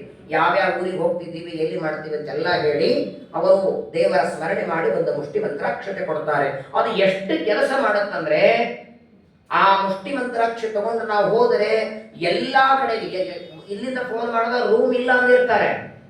ಅಯ್ಯೋ ನಮ್ಮಲ್ಲಿ ರೂಮ್ ಇಲ್ಲ ರೀ, ನೀವು ಬೇರೆ ಕಡೆ ನೋಡ್ಕೊಳ್ರಿ ಅಂತ. ಅಲ್ಲಿ ಹೋದ ಕ್ಷಣ ಅಯ್ಯೋ ಬನ್ರಿ ನಮ್ಮವ್ರಿದ್ದೀರಿ, 1-2 ರೂಮ್ ಮಾಡಿಕೊಡ್ತೀವಿ ಬನ್ನಿ ಮಾಡಿಬಿಡ್ತಾರೆ, ಸಹಜವಾಗಿ ಮಾಡಿಬಿಡ್ತಾರೆ. ಅತೀ ಕಷ್ಟ ಕೆಲಸವೂ ಸಹಜವಾಗಿ ನಡೀತದೆ. ನೋಡಿ, ಇಲ್ಲಿನ ಗಂಟಿ ಇಲ್ಲಿ ಎತ್ತಿ ನಾನು ಇಡೋದಕ್ಕಿನ ಶ್ರಮ ಆಯ್ತಾ? ಗುರುಗಳ ಜ್ಞಾನಿಗಳ ಮಂತ್ರಾಕ್ಷತೆ ನಮ್ಮನ್ನ ಬದರಿ ಯಾತ್ರೆನೋ ಹರಿದ್ವಾರ ಹೀಗೆ ಕರ್ಕೊಂಡು ಹೋಗಿ ತಂದು ನಿಲ್ಲಿಸ್ತಾರೆ.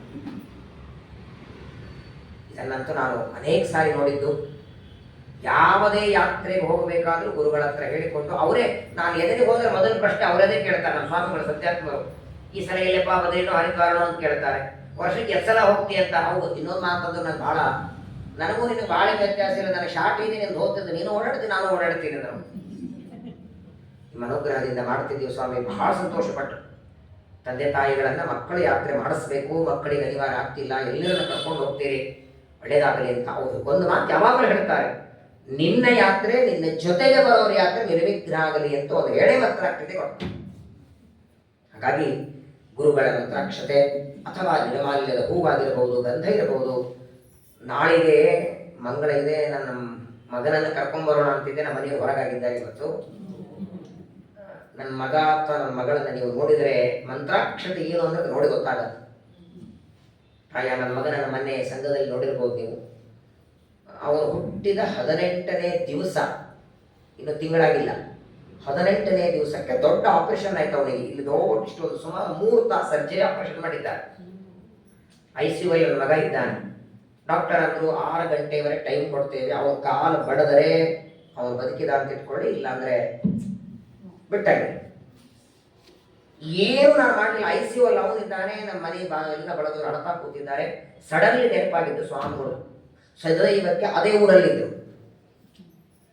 ಓಡಿ ಓಡಿ ಬಂದೆ, ಸ್ವಾಮಿಗಳು ಯಾರಿಗೂ ಬಡಿಸ್ತಿದ್ರಾಗ ಚತುರ್ಮಾಸನೆ ಇತ್ತು. ಬಡಿಸಿದಾಗ ಸ್ವಾಮಿ ಜೊತೆ ಮಾತಾಡಬೇಕು ಅಂತ, ಏನಾಯ್ತು ಬಾ ಅಂತ ಕರ್ಕೊಂಡು ಹೋದ್ರು.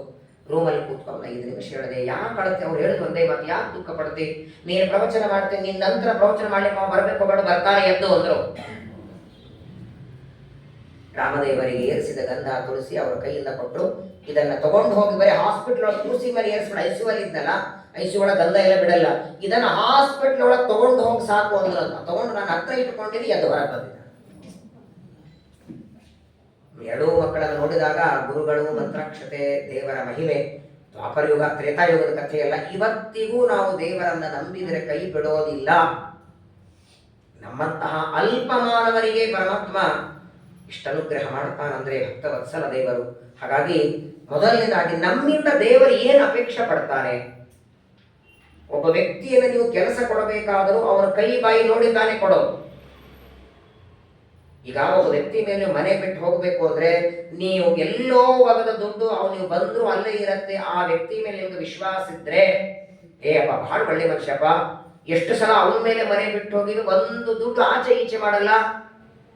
ಹೇಗೆ ಒಬ್ಬ ವ್ಯಕ್ತಿಗೆ ಪ್ರೀತಿಯನ್ನು ನಾವು ಗಳಿಸಿದರೆ ಕೊನೆಯವರೆಗೂ ಆ ವ್ಯಕ್ತಿ ನಮ್ಮನ್ನು ಕೆಲಸಕ್ಕೆ ಇಟ್ಕೋತಾನೆ ನೋಡಿ. ಹಾಗೆ ದೇವರ ಪ್ರೀತಿ ಗಳಿಸ್ಬೇಕು, ನಂಬಬೇಕು. ನಮ್ಮನ್ನು ನೋಡಿ ದೇವರು ಯಾವಾಗ ನಂಬ್ತಾನೆ?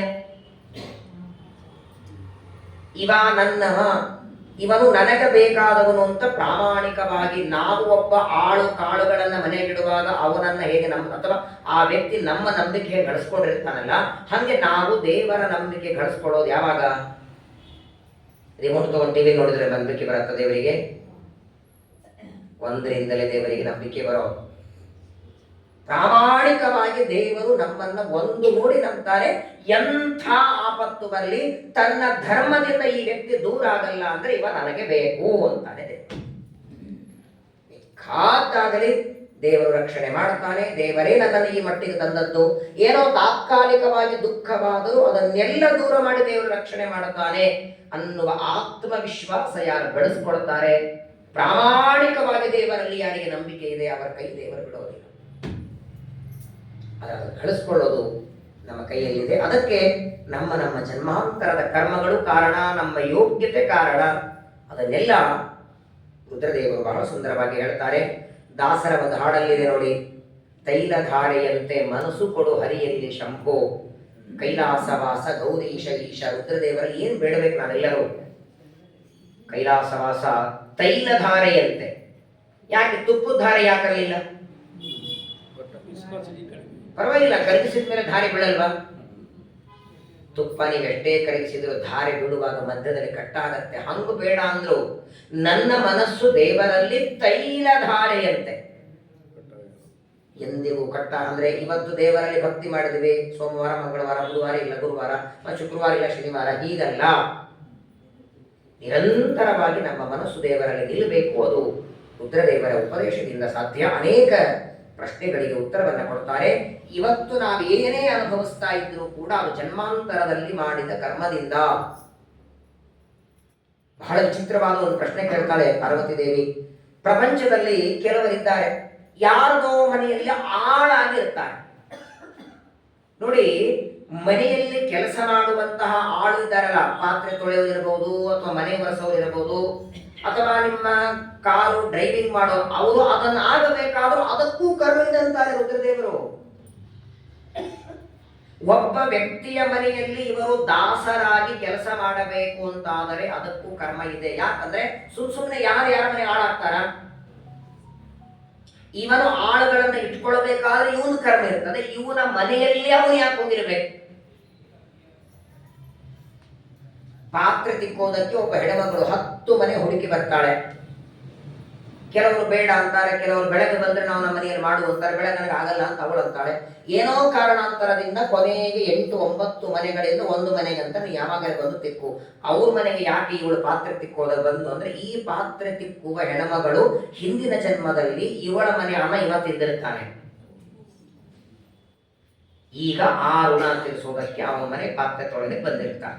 ಎಲ್ಲಿಂದ ಎಲ್ಲಿ ಲಿಂಕ್ ಹಚ್ತಾ ನೋಡಿ ದೇವರು. ಏನ್ ಪ್ರಶ್ನೆ ಕೇಳ್ತಾಳೆ ಉಮಾದೇವಿ. ಭಗವನ್ ದೇವ ದೇವೇಶ ಮಾನುಷೇಶ್ವೇವ ಕೇಚರ ದಾಸಭೂತಾಃ ಪ್ರದೃಶ್ಯಂತೆ ಸರ್ವಕರ್ಮ ಪರಾಭೃಶಂ. ಕೆಲವರು ಈಗ ಪ್ರಪಂಚದೊಳಗೆ ದಾಸ ಅಂತ ಯಾರನ್ನ ಕರೆಯೋದು? ಈಗ ನಾವು ಎಲ್ಲ ದಾಸರೇ ತಾನೆ. ಯಾರ ದಾಸ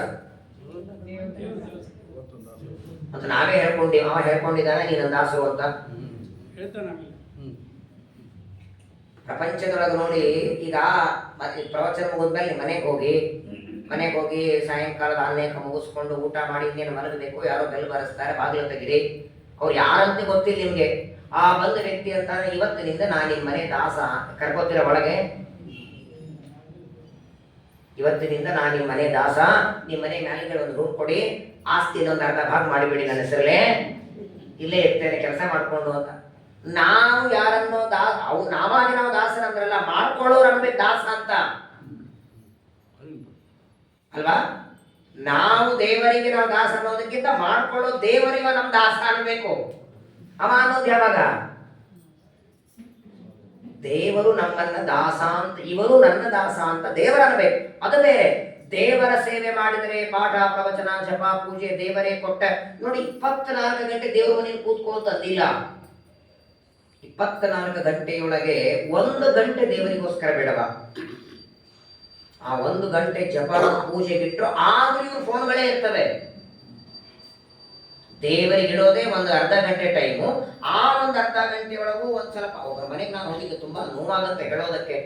ದೇವರ ಏನಂತಾರೆ, ಈ ಮದುವೆ ಮುಂಜುವೆಗಿಂತ ಮೊದಲು ಮಾಡ್ತಾರಲ್ಲ ದೇವರ ಸಮಾರಾಧನೆ. ಮಗನ ಮುಂಜುವೆ ಇತ್ತು, ದೇವರ ಸಮಾರಾಧನೆ, ಪೂಜೆಗೆ ಬನ್ನಿ ಅಂದ್ರು. ನಾನು ಬೆಳಗ್ಗೆ ಪೂಜೆಗೆ ಬರೋ ಕಟ್ಟ ನಂದೆರಡು ಪಾಠ ಇರುತ್ತೆ, ಕೊನೆ ಊಟಕ್ಕೆ ಬನ್ನಿ ಅಂತ. ಸರಿ ಅಂದೆ. ಯಾರು ಬರ್ತಾರೆ ಪೂಜೆಗೆ? ಇಲ್ಲ ಬೇರೆ ಆಚಾರ ಹೇಳ್ತೀವಿ.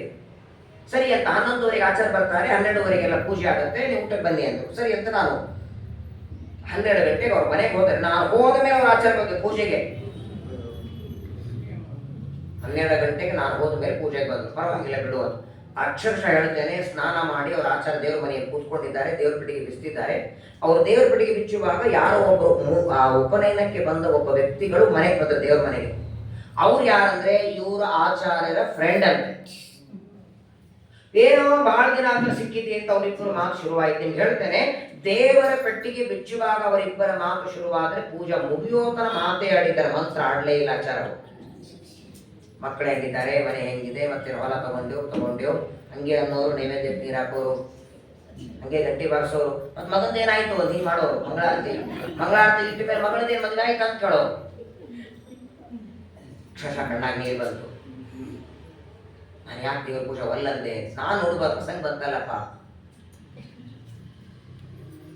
ನಿಮ್ಮ ಮನೆಯಲ್ಲಿ ಯಾರೋ ಒಬ್ರು ಬಂದಿರ್ತಾರೆ, ಅವ್ರ ಜೊತೆ ನೀವು ಮಾತಾಡುವಾಗ ಅವರನ್ನ ಎದುರುಗಡೆ ಕೂಡಿಸ್ಕೊಂಡು ಇನ್ನೊಬ್ಬರ ಜೊತೆ ನೀವು ಮಾತಾಡ್ತಿದ್ರೆ ಅವ್ರಿಗೆ ಕೋಪ ಬರಲ್ವಾ? ಮತ್ತೆ ಜಗದೊಡೆಯನಾದ ದೇವರ ಪೂಜೆ ಮಾಡುವಾಗ ನಮ್ದೇ ಹರಟೆನಾ? ಅವನಿಗೆ ಕೊಡೋದೇ 1 ಗಂಟೆ ಅರ್ಧ ಗಂಟೆ ಟೈಮ್. ಆಗ್ಲಾದ್ರೂ ಲೌಕಿಕ ವ್ಯಾಪಾರ ಬಿಡಿ ಅಂತಾರೆ. ಬೇಕಾಂತಾಗ್ಲಿ ಹೇಳ್ಬಿಡಿ, ನಿಮ್ ಬಳಗದವರು ಎಲ್ಲರಿಗೂ ಹೇಳಿ ಬೆಳಗ್ಗೆ 1 ಗಂಟೆ ಪೂಜೆ ಮಾಡ್ತೇನೆ, ಯಾರು ಫೋನ್ ಮಾಡಿದ್ರು ನಾನು ಮಾತಾಡ. ಏನಾಗುತ್ತಾಗ್ಲಿ, ಏನಾಗುತ್ತೆ ಬಹಳ ಅಂದ್ರೆ ಹೇಳಿ. ಏನ್ ಮಾತಾಡೋದು ಬಿಡ್ತಾರೆ ನಿಮ್ಗೆ? ಯಾರು ಬೈತಾರ? ಉಲ್ಟಾ ಇನ್ನೋ ಸಂತೋಷ ಪಡ್ತಾರೆ. 1 ಗಂಟೆ ನಾನು ದೇವರ ಪೂಜೆ ಮಾಡ್ತೇನೆ, ನಾನು ಪಾರಾಯಣ ಮಾಡ್ತೇನೆ, ನೀವು ಯಾರು ಫೋನ್ ಮಾಡಿದ್ರು ನಾನು ಎತ್ತಲ್ಲ, ನಾನು ಎತ್ತದೇ ಇದ್ರು ನೀವು ಸ್ಕೋಪ್ ಮಾಡ್ಕೋಬೇಡಿ ಅಂತ ಮೊದಲೇ ಖಡಾಖಂಡಿತ್. ಯಾರು ಮಾಡಲ್ಲ. ನಾವೆಲ್ಲ ಫೋನ್ ಎತ್ತಿಲ್ಲ, ಅವ್ರು ತಪ್ಪು ತಿಳ್ಕೊತಾರೆ, ಏನೋ ಮಾಡ್ತೇವೆ. ಅದರಿಂದ ಏನಾಗುತ್ತೆ ಗೊತ್ತಾ, ದೇವರ ಪೂಜೆ ಮಾಡುವಾಗ ಯಾರ್ದೋ ಫೋನ್ ಬಂತು, ನೀವು ಒಂದೇ ಸೆಕೆಂಡ್ ಮಾತಾಡಿ ಮನಸ್ಸು ವಿಚಲಿತ ಆಗಿಬಿಡುತ್ತದೆ, ಏಕಾಗ್ರತೆ ಬರುವುದಿಲ್ಲ. ಅವಾಗ ಏನಾಗಿಬಿಡ್ತದೆ, ಒಂದು ಅರ್ಧ ಗಂಟೆನೆ ಪೂಜೆ ಮಾಡ್ತಿರ್ತೀರಿ, ಒಂದೆರಡು ಫೋನ್ ಬಂತು ಅಂದ್ರೆ ಬರ ಬರ ಬರ ಮುಗಿಸಿ ಏನೋ ಮಾಡಿ ಪಟ್ಟಿಗೆ ಇಟ್ಟು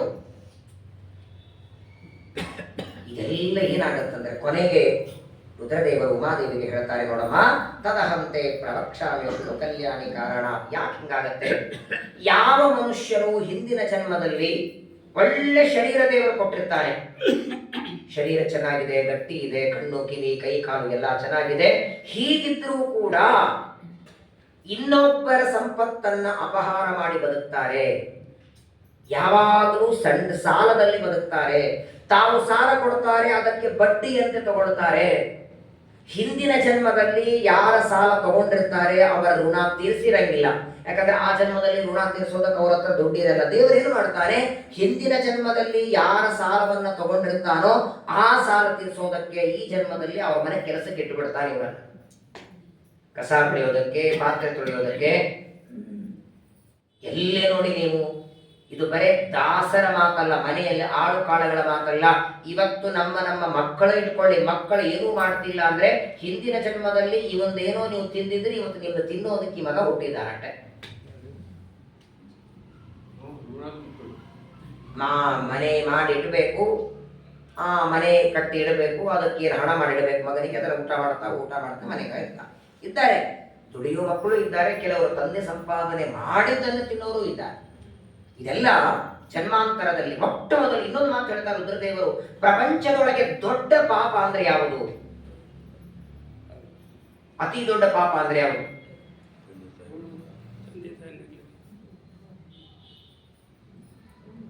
ರುದ್ರದೇವರು ಹೇಳ್ತಾರೆ, ಅತಿ ದೊಡ್ಡ ಪಾಪ ಅಂದ್ರೆ ವಿಶ್ವಾಸಘಾತ ಅಂತ. ತಂದೆ ತಾಯಿಗಳ ದ್ರೋಹನು ಪಾಪನೇ, ಮದ್ಯಪಾನ, ಮಾಂಸಭಕ್ಷಣ, ನಿಷಿದ್ಧ ತಿನ್ನೋದು, ಏಕಾಂಶ ತಿನ್ನೋದು, ಹಾಗೆ ನೋಡ್ತಾ ಹೋದರೆ 84 ಲಕ್ಷ ನರಕಗಳಿಗೆ ಬೀಳೋರು ಯಾರು? ಪಾಪ ಮಾಡಿದವ್ರೆ. ಒಂದಿನಕ್ಕೆ ನಾವು ಮಾಡುವ ಪಾಪಗಳನ್ನ ಲೆಕ್ಕ ಹಾಕಿದ್ರೆ ಚತುರ್ದಶಾನಾಂ ದೇಹಾನಾಂ ಕಾರಣಾನಿ ಕರೋತ್ತೆ ಶ್ರೀಮದಾಚಾರ್ಯ ಅಂತಾರೆ. 14 ಜನ್ಮಗಳಿಗೆ ಬೇಕಾಗುವಷ್ಟು ಪಾಪ ಪರ್ ಡೇ ಮಾಡ್ತೀವಂತೆ ನಾವು. ಪ್ರಧಾನವಾದ ಪಾಪ ವಿಶ್ವಾಸಘಾತ, ಭಯಾನಕ ಪಾಪ. ನಾನೊಂದು 2 ದಿನ ತಿರುಪತಿಗೆ ಹೋಗಿ ಬರ್ತೇನೆ, ನಮ್ಮ ಮನೆಯಲ್ಲಿ ಒಂದು ಅಜ್ಜಿ ಬಂಗಾರ ತಂಗಿ ಇದೆ, ಮನೆಯಲ್ಲೇ ಇಟ್ಟು ಹೋಗ್ಲಿಕ್ಕಾಗಲ್ಲ, ಬ್ಯಾಂಕಲ್ಲಿ ಇಡ್ಲಿಕ್ಕಾಗಲ್ಲ, ನಾನು ಬರೋವರೆಗೆ ಇಟ್ಕೊಳ್ಳಿ ಅಂತ ಯಾರ್ದು ಕೈಯಲ್ಲಿ ಇಟ್ಟು ತಿರುಪತಿಗೆ ಹೋಗ್ತೇನೆ. ನೀವು ಬಂದ ಮೇಲೆ ಆ ವ್ಯಕ್ತಿ ತಿರುಗಿ ಕೊಡ್ಬೇಕಲ್ವೇ? ಪರವಾಗಿಲ್ಲ, ಅವನು 2 ದಿನ ತಿರುಪತಿಗೆ ಹೋದ, ನೀವು ಅದನ್ನು ಬಳಸ್ಕೊಳ್ರಿ. ಆ ವ್ಯಕ್ತಿ ತಿರುಪತಿಗೆ ಹೋದಾಗ ನಿಮ್ಮನೆ ಸತ್ಯನಾರಾಯಣ ಪೂಜೆ ಇತ್ತು, ನೀವು ಅದೇ ತಂಗಿ ಇಡಿ, ಸತ್ಯನಾರಾಯಣ ಪೂಜೆ ಮಾಡಿ ಬಂದ್ಮೇಲೆ ಅವನಿಗೆ ಹೇಳಿ, ಮತ್ತೆ ನಿಮ್ಗೆ ಕೇಳಬೇಕಾಗಿತ್ತು ಕೇಳಿಲ್ಲ, ಮತ್ತೆ ನೀವು ಊರಿಗೆ ಹೋಗಿದ್ರೆ ಹೇಗೋ ಇತ್ತು ಅಂತ ನಾನು ಪೂಜೆ ಮಾಡಿದ್ದನ್ನು ಬಳಸಿದ್ರೆ ಬೈತಾನ ಅವನು. ಆದರೆ ಊರಿಂದ ಬಂದ ಮೇಲೆ ಮತ್ತೆ ನಾನು ನಿಮಗೆ ಹೋಗುವಾಗ ಒಂದು ತಂಗಿ ಕೊಟ್ಟಿದ್ರೆ, ಅಯ್ಯೋ ಆ ತಂಗಿ ಬಗ್ಗೆ ಏನ್ ಕೇಳ್ತೀರಿ ನೀವು, ನಮ್ಮ ಕೈಯಲ್ಲಿ ಕೊಟ್ರಿ, ನಾನು ಇಟ್ಟು ಮಲಗಿದ್ದೆ, ಯಾರೋ ತಗೊಂಡು ಹೋದ್ರು, ಸುಳ್ಳೆ. ಮನೆಯಲ್ಲೇ ಇದ್ರು ಅದನ್ನು ಕೊಡೋದಕ್ಕೆ ಮನಸ್ಸಿಲ್ಲದೆ ಅದು ಕಳೆದು ಹೋಯಿತು ಮಾಡೋಯ್ತು ಅಂತಾರಲ್ಲ, ಈ ರೀತಿ ಜನ್ಮಾಂತರದಲ್ಲಿ ವಿಶ್ವಾಸಘಾತವನ್ನ ಮಾಡಿ ಇನ್ನೊಬ್ಬರ ಸಂಪತ್ತನ್ನ ಅಪಹಾರ ಯಾರು ಮಾಡಿರ್ತಾರೋ ಅವರಿಗೆ ಈ ಜನ್ಮದೊಳಗೆ ಎಷ್ಟು ನೀಚ ಕೆಲಸ ಅಂದ್ರೆ ಬರೀ ಕಸ ಬಳಿಯೋದು, ಪಾತ್ರೆ ತೊಳೆಯೋದಲ್ಲ, ಕೆಲವರು ಎಷ್ಟೋ ಜನ ಮನೆಯಲ್ಲಿ ಟಾಯ್ಲೆಟ್ ತೊಳೆಯೋ ಕೆಲಸ ಮಾಡಬೇಕಾಗತ್ತೆ.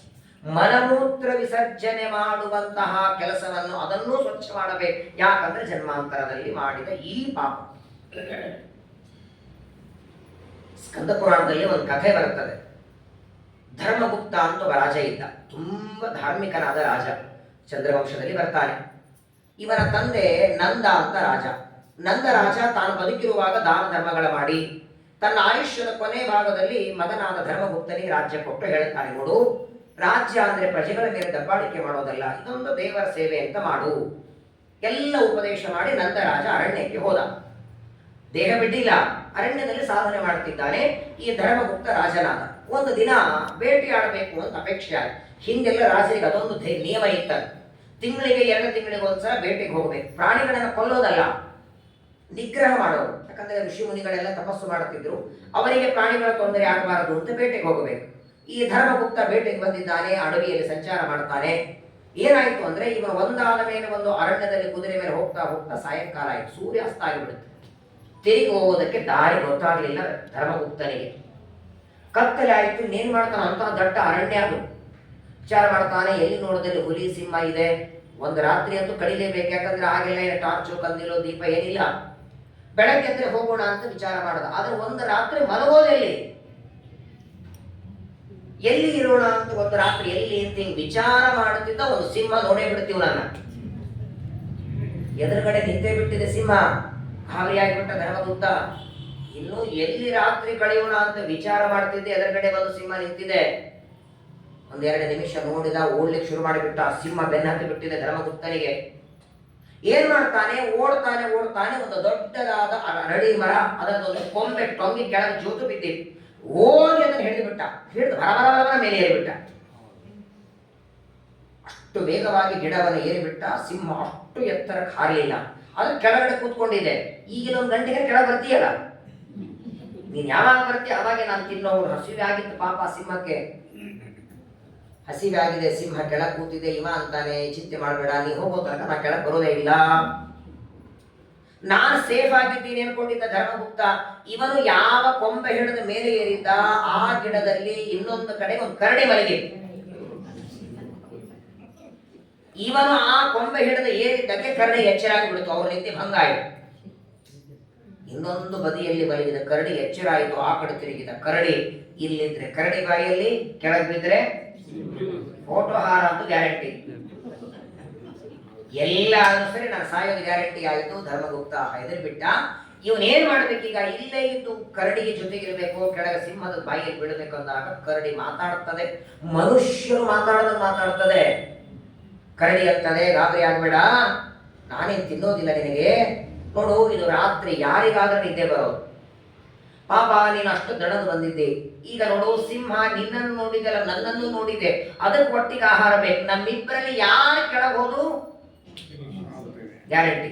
ಈಗ ನಿನ್ನ ಪ್ರಾಣ ನೀ ಉಳಿಸ್ಕೋಬೇಕು, ನನ್ನ ಪ್ರಾಣ ನಾವು ಉಳಿಸ್ಕೋಬೇಕು. ಒಂದು ಕೆಲಸ ಮಾಡೋಣ, ಈ ರಾತ್ರಿ ಕಳಿಬೇಕಾದ್ರೆ ಒಂದು 4 ಗಂಟೆ ನೀ ಮಲ್ಕೋ, ನಿನ್ನ ರಕ್ಷಣೆ ನಾನು ಮಾಡ್ತೇನೆ. ಆಮೇಲೆ ನಾನು ಮಲಗುತ್ತೇನೆ, ನನ್ನ ರಕ್ಷಣೆ ನೀನು ಮಾಡು. ನಮ್ಮಿಬ್ಬರು ಹೀಗೆ ಮಾಡ್ತಾ ಬೆಳಕಾದ ತಕ್ಷಣ ಯಾವಾಗಲೂ ಸಿಂಹ ಬೆಳಕಾದ್ಮೇಲೆ ಒಂದ್ ಕಡೆ ಇರಲು ಹೋಗಿಬಿಡುತ್ತದೆ ಅದು. ಆಮೇಲೆ ನಾವಿಬ್ರು ನಮ್ಮ ಮನೆಗೆ ಹೋಗೋಣ. ಕರಡಿಯ ಮಾತು ಕೇಳಿ ಆನಂದ ಆಯಿತು ಧರ್ಮಗುಪ್ತನಿಗೆ. ಆ ಧರ್ಮಗುಪ್ತ ಅಂದ್ರೆ ಮೊದಲು ನಾ ಮಲಗ್ತೀನಿ ಅನ್ನೋ ಶ್ರಮ ಆಗಿತ್ತಲ್ಲ ಪಾಪ. ಆಯ್ತು, ನಾನು ತೊಡೆ ಮೇಲೆ ಮಲಗು ಅಂತ ಕರಡಿ ತೊಡೆ ಮೇಲೆ ಮಲಗಿಸ್ಕೊಂಡು, ಒಳ್ಳೆ ಕೂದಲುಗಳು ಬೆತ್ತಗಾದಿ ಅದಕ್ಕಾಗಿತ್ತು ಅದಕ್ಕೆ. ಧರ್ಮಗುಪ್ತ ಮಲಗಿದ್ದಾನೆ. ಕೆಳಗಿದ್ದ ಸಿಂಹನಂತೆ ಕರಡಿ ಹೇಳುತ್ತದೆ, ನೋಡು ಅವನು ಮಲಗಿದ್ದಾನೆ, ಹೇಗೋ ಅವನ ಮೈ ಮೇಲೆ ಎಚ್ಚರಿಲ್ಲ, ತಳ್ಳಿಬಿಡು ಅವನ ಕೆಳಗೆ, ತೊಡೆ ಮೇಲಿದ್ದು ನನ್ನ ಕೆಳಗೆ ತಳ್ಳಿಬಿಡು, ನಾನು ತಿಂದು ಹೋಗಿಬಿಡ್ತೇನೆ. ಸಿಂಹ ಕರಡಿ ಅನ್ನಂತೆ, ಇನ್ನೊಂದು ಸಲ ನನಗಂದ್ರೆ ನೋಡು, ನನ್ನ ಮೇಲೆ ವಿಶ್ವಾಸ ಇಟ್ಟು ಮಲಗಿದ್ದಾನೆ, ಇನ್ನೇನಾದ್ರೂ ಪಾಪ ನಾನು ಮಾಡಬಲ್ಲೆ, ವಿಶ್ವಾಸಘಾತ ಮಾಡೋದಿಲ್ಲ ಅನ್ನತ್ತೆ ಕರಡಿ. ನನಗೆ ಪ್ರಲೋಭನೆನೂ ಮಾಡಬೇಡ, ಆಸೆನೂ ತೋರಿಸ್ಬೇಡ, ನಾನು ಕಳಿಸೋದಿಲ್ಲ ಅವನನ್ನ. ಕರಡಿ ಬೈದದನ್ನ ಕೇಳಿ ಸಿಂಹ ಆಯ್ತಪ್ಪ ಅಂತ ಶಾಂತ ಕೂತಿದೆ. ಒಂದು 4 ಗಂಟೆ ಆದ ಮೇಲೆ ಕರಡಿ ಎದ್ದಿದೆ. ಇವನಿಗೆ ಕೂತಿದ್ದಾನೆ, ಇವನ ಮೈ ಮೇಲೆ ಕರಡಿ ಮಲಗಿದೆ. ಅದೇ ಮಾತು ಹೇಳ್ತದೆ ಕರಡಿ. ಯಾವ ಸಿಂಹ ಹೇಳ್ತದೆ ಕರಡಿ ಧರ್ಮಗುಪ್ತನಿಗೆ, ನೋಡು ನಿನ್ನ ಮೈ ಮೇಲೆ ಕರಡಿ ಮಲಗಿದೆ, ಅದನ್ನ ಕೆಳಗೆ ತಳ್ಳಿಬಿಡು, ನಾನು ತಿಂದು ಹೋಗಿಬಿಡುತ್ತೆ, ನೀನ್ ರಾಜ್ಯಕ್ಕೆ ಹೋಗ್ಬೋದು ಅಂದ್ರೆ ವಿಚಾರವೇ ಮಾಡಿ ತಳ್ಳಿಬಿಟ್ಟ. ಒಂದು ಕ್ಷಣ ವಿಚಾರ ಮಾಡಬೇಕಾಗಿತ್ತು. ನಾನು ಇದೇ ತರ ಮಲಗಿದಾಗ ಆ ಕರಡಿ ಸಿಂಹ ತಳ್ಳಂದ್ರು ಕರಡಿ ತಳ್ಳಿಲ್ಲ, ನನ್ನನ್ನ ರಕ್ಷಣೆ ಮಾಡಿದೆ ಅಂತ ಇವನ್ ತಲೆ ಬರಲಿಲ್ಲ. ಅದ್ರ ಹೆಸರು ಮಾತ್ರ ಧರ್ಮಗುಪ್ತ. ತಳ್ಳೇ ಬಿಟ್ಟ ಕೆಳಗೆ. ಆದ್ರೆ ಏನಾಯಿತು, ಆ ಕರಡಿ ಕೆಳಗೆ ಬೀಳ್ತಾನೆ, ಇನ್ನೊಂದು ಕೊಂಬೆ ಸಿಕ್ತು, ಮೇಲೇನೆ ಬಂತು, ಬೀಳಿಲ್ಲ ಕೆಳಗೆ ಬೀಳಿಲ್ಲ, ಸರಸರ ಮೇಲೆ ಬಂದು ಧರ್ಮಗುಪ್ತನನ್ನ ನೋಡಿ ಕರಡಿ ಬೈತದೆ, ಅಲ್ಲೋ ಹೆಸರು ಮಾತ್ರ ಧರ್ಮಗುಪ್ತ ಇಟ್ಕೊಂಡಿದ್ದಿ, ಧರ್ಮ ಇಲ್ಲಲ್ಲೋ ನಿನ್ನ ಹತ್ರ, ಮೇಲಾಗಿದೆ ರಾಜ, ಇದೇ ನಾನೇ ರಾಜ್ಯ ಪಾಲನೆ ಮಾಡೋದು, ನೀ ನನ್ನ ತೊಡೆ ಮಲಗಿದಾಗ ಅದೇ ಮಾತು ಹೇಳಿತ್ತು ಸಿಂಹ, ನಾನು ನಿನ್ನನ್ನು ತಳ್ಳಿದ್ರೆ ಇಷ್ಟೊತ್ತಿಗೆ ಅಸ್ಥಿಗಳು ಸಿಗ್ತಿರ್ಲಿಲ್ಲ. ನಿನ್ನ ಮೇಲೆ ವಿಶ್ವಾಸ ಇಟ್ಟು ನಾನು ಮಲಗಿದ್ದೆ, ವಿಶ್ವಾಸಘಾತ ಮಾಡಿದ್ದೀನಿ, ನಿನಗೆ ಶಾಪ ಕೊಡ್ತೇನೆ, ಹುಚ್ಚನಾಗು. ಕರಡಿಗೆ ಶಾಪ ಕೊಡುತ್ತೆ ಅಂದ್ರೆ, ಕರಡಿ ಅಂದ್ರೆ ಧ್ಯಾನ ಕಾಷ್ಟ ಅಂತ ಒಬ್ಬ ಋಷಿಗಳವರು, ಧ್ಯಾನ ಕಾಷ್ಟ ಋಷಿಗಳು ಧ್ಯಾನ ಮಾಡೋದಕ್ಕೆ ಕರಡಿಯಾಗಿ ಮಲಗಿದ್ರಂತೆ. ಕೊನೆಗೆ ಈ ಹುಚ್ಚಾಗಿ ಬಿಡುತ್ತಾನೆ ಧರ್ಮಗುಪ್ತ. ನಂದರಾಜನಿಗೆ ಗೊತ್ತಾಯ್ತು, ಅರಣ್ಯಕ್ಕೆ ಹೋಗಿದ್ನಲ್ಲ, ಎಲ್ಲ ಪ್ರಜೆಗಳಂತಾರೆ, ಸ್ವಾಮಿ ನೀವೇ ರಾಜ್ಯಕ್ಕೆ ಬನ್ನಿ, ಯಾಕೋ ನನ್ನ ಮಗ ಇದ್ದಾನ, ನಿಮ್ಮ ಮಗ ಹುಚ್ಚಾಗಿದ್ದಾನೆ,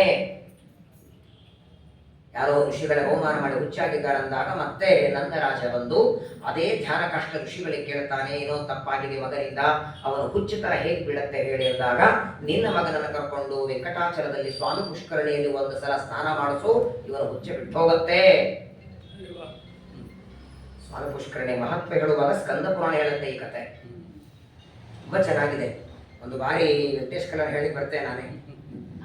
ನವರಾತ್ರಿ ಬರೇ ವೆಂಕಟೇಶ್ ಕಲ್ಯಾಣ ಅಂದ್ರೆ ಪದ್ಮಾವತಿ ಮದುವೆ ಆಯ್ತು ಅಲ್ಲ, 106 ಸಲ ಕೇಳಿರ್ತೀರಿ. ಮೊದಲನೇದು ತಿರುಪತಿ ಯಾತ್ರೆ ಹೆಂಗ್ ಮಾಡಬೇಕು, ಆ ಬೆಟ್ಟಕ್ಕೆ ಹೋಗುವಾಗ ಏನೇನು ಆಲೋಚನೆ ಇರಬೇಕು, ಆ ಬೆಟ್ಟ ಅಂದ್ರೆ ಯಾರು, ಅಲ್ಲಿರುವ ಗಿಡಮರಗಳು ಯಾರು, ಒಟ್ಟಾರೆ ಆ ಬೆಟ್ಟದಲ್ಲಿ ಎಷ್ಟು ತೀರ್ಥಗಳಿವೆ. ಇವಾಗ ಹೋದ್ರೆ ಸ್ವಾಮಿ ಪುಷ್ಕರಣಿ, ಆಕಾಶಗಂಗಾ, ಪಾಪ ವಿರಾಶಿನಿ, ತುಂಬೂರು ತೀರ್ಥ, ಪಾಂಡು ತೀರ್ಥ, ರಾಮಕೃಷ್ಣ ತೀರ್ಥ, ಒಂದು 8 ಕಾಣಿಸ್ತೇವೆ. ಅದರಲ್ಲೂ ಪಾಪ ವಿರಾಶ ಪುಷ್ಕರಣಿಯಲ್ಲಿ ನೀರಿರೋದು. ಶ್ರೀನಿವಾಸ ಪರಮಾತ್ಮ ಬೆಟ್ಟಕ್ಕೆ ಬಂದಾಗ 60 ಕೋಟಿ ತೀರ್ತಿದ್ದು ಅಂತ ಬ್ರಹ್ಮಾಂಡ ಪುರಾಣ ಹೇಳುತ್ತೆ. ಬ್ರಹ್ಮಾಂಡ ಪುರಾಣ, ಬ್ರಹ್ಮ ವಿಭಕ್ತ ಪುರಾಣ, ಸ್ಕಂದ ಪುರಾಣ, ಪದ್ಮ ಪುರಾಣ, 12 ಪುರಾಣಗಳಲ್ಲಿ ವೆಂಕಟೇಶ ಮಹಾತ್ಮೆ ಬರ್ತದೆ. ಹೇಳೋ ತಾತ್ಪರ್ಯ, ವಿಶ್ವಾಸಘಾತ ಬಹಳ ದೊಡ್ಡ ಪಾಪ. ಜನ್ಮಾಂತರದಲ್ಲಿ ಯಾರು ವಿಶ್ವಾಸವನ್ನ ಘಾತ ಮಾಡಿ, ಇನ್ನೊಬ್ಬರ ಸಂಪತ್ತನ್ನು ಅಪಹಾರ ಮಾಡಿ, ಅಥವಾ ಕೊಡ್ತೇನೆ ಅಂತ ಇಸ್ಕೊಂಡು ಕಾಲಾಂತರದಲ್ಲಿ ಸಂಪತ್ತು ತಿರುಗಿ ಕೊಡದೇ ಇದ್ರೆ, ಆ ವ್ಯಕ್ತಿಗಳು ಮುಂದಿನ ಜನ್ಮದಲ್ಲಿ ಯಾರ ಹತ್ರ ಸಹ ತಗೊಂಡಿರ್ತಾನೆ ಅವರ ಮನೆಯಲ್ಲಿ ಆಳಾಗಿ ಕೆಲಸ ಮಾಡ್ತಾನೆ. ಆದರೆ ಅದೇ ಜನ್ಮದಲ್ಲಿ ತೀರಿಸಿದ್ದ ಅಂದ್ರೆ, ಅದೇ ಜನ್ಮದಲ್ಲಿ ಸಾಲ ತೀರಿಸಿದ್ದ ಅಂದ್ರೆ ಅವರು ಕೊಟ್ಟಷ್ಟು ಸಾಲ ತೀರ್ತಿದ. ಆದ್ರೆ ಅದನ್ನು ಈ ಜನ್ಮಕ್ಕೆ ಬಂದದ್ದರಿಂದ ಸಾಯೋವರೆಗೂ ಅವರ ಮನೆ ಹಾಳು ಮಾಡಿಬಿಟ್ಟಿರ್ತಾನೆ ದೇವರು. ಹಸದ್ಭಿಹಿ ಕ್ರಿಯತೆ ಕರ್ಮ ರುಧದ್ಭಿಹಿ ಅನುಭೂದತೆ. ಕರ್ಮ ಮಾಡುವಾಗ ನಗನಗತ ಮಾಡ್ತಾನೆ, ಅದರ ಭೋಗ ಮಾಡುವಾಗ ಮನುಷ್ಯ ದುಃಖ ಪಡ್ತಾನೆ. ಹಾಗಾಗಿ ಎಂದಿಗೂ ದೇವರು ಇಷ್ಟು ಅಪರೂಪದ ಮನುಷ್ಯ ಜನ್ಮ ಕೊಟ್ಟಾಗ ಬೈಯೋದು, ಹೊಡೆಯೋದು, ನೀಚ ಕರ್ಮ ಯಾವಾಗಲೂ ಕೆಲವರು ಏನೋ ವಿಚಿತ್ರ.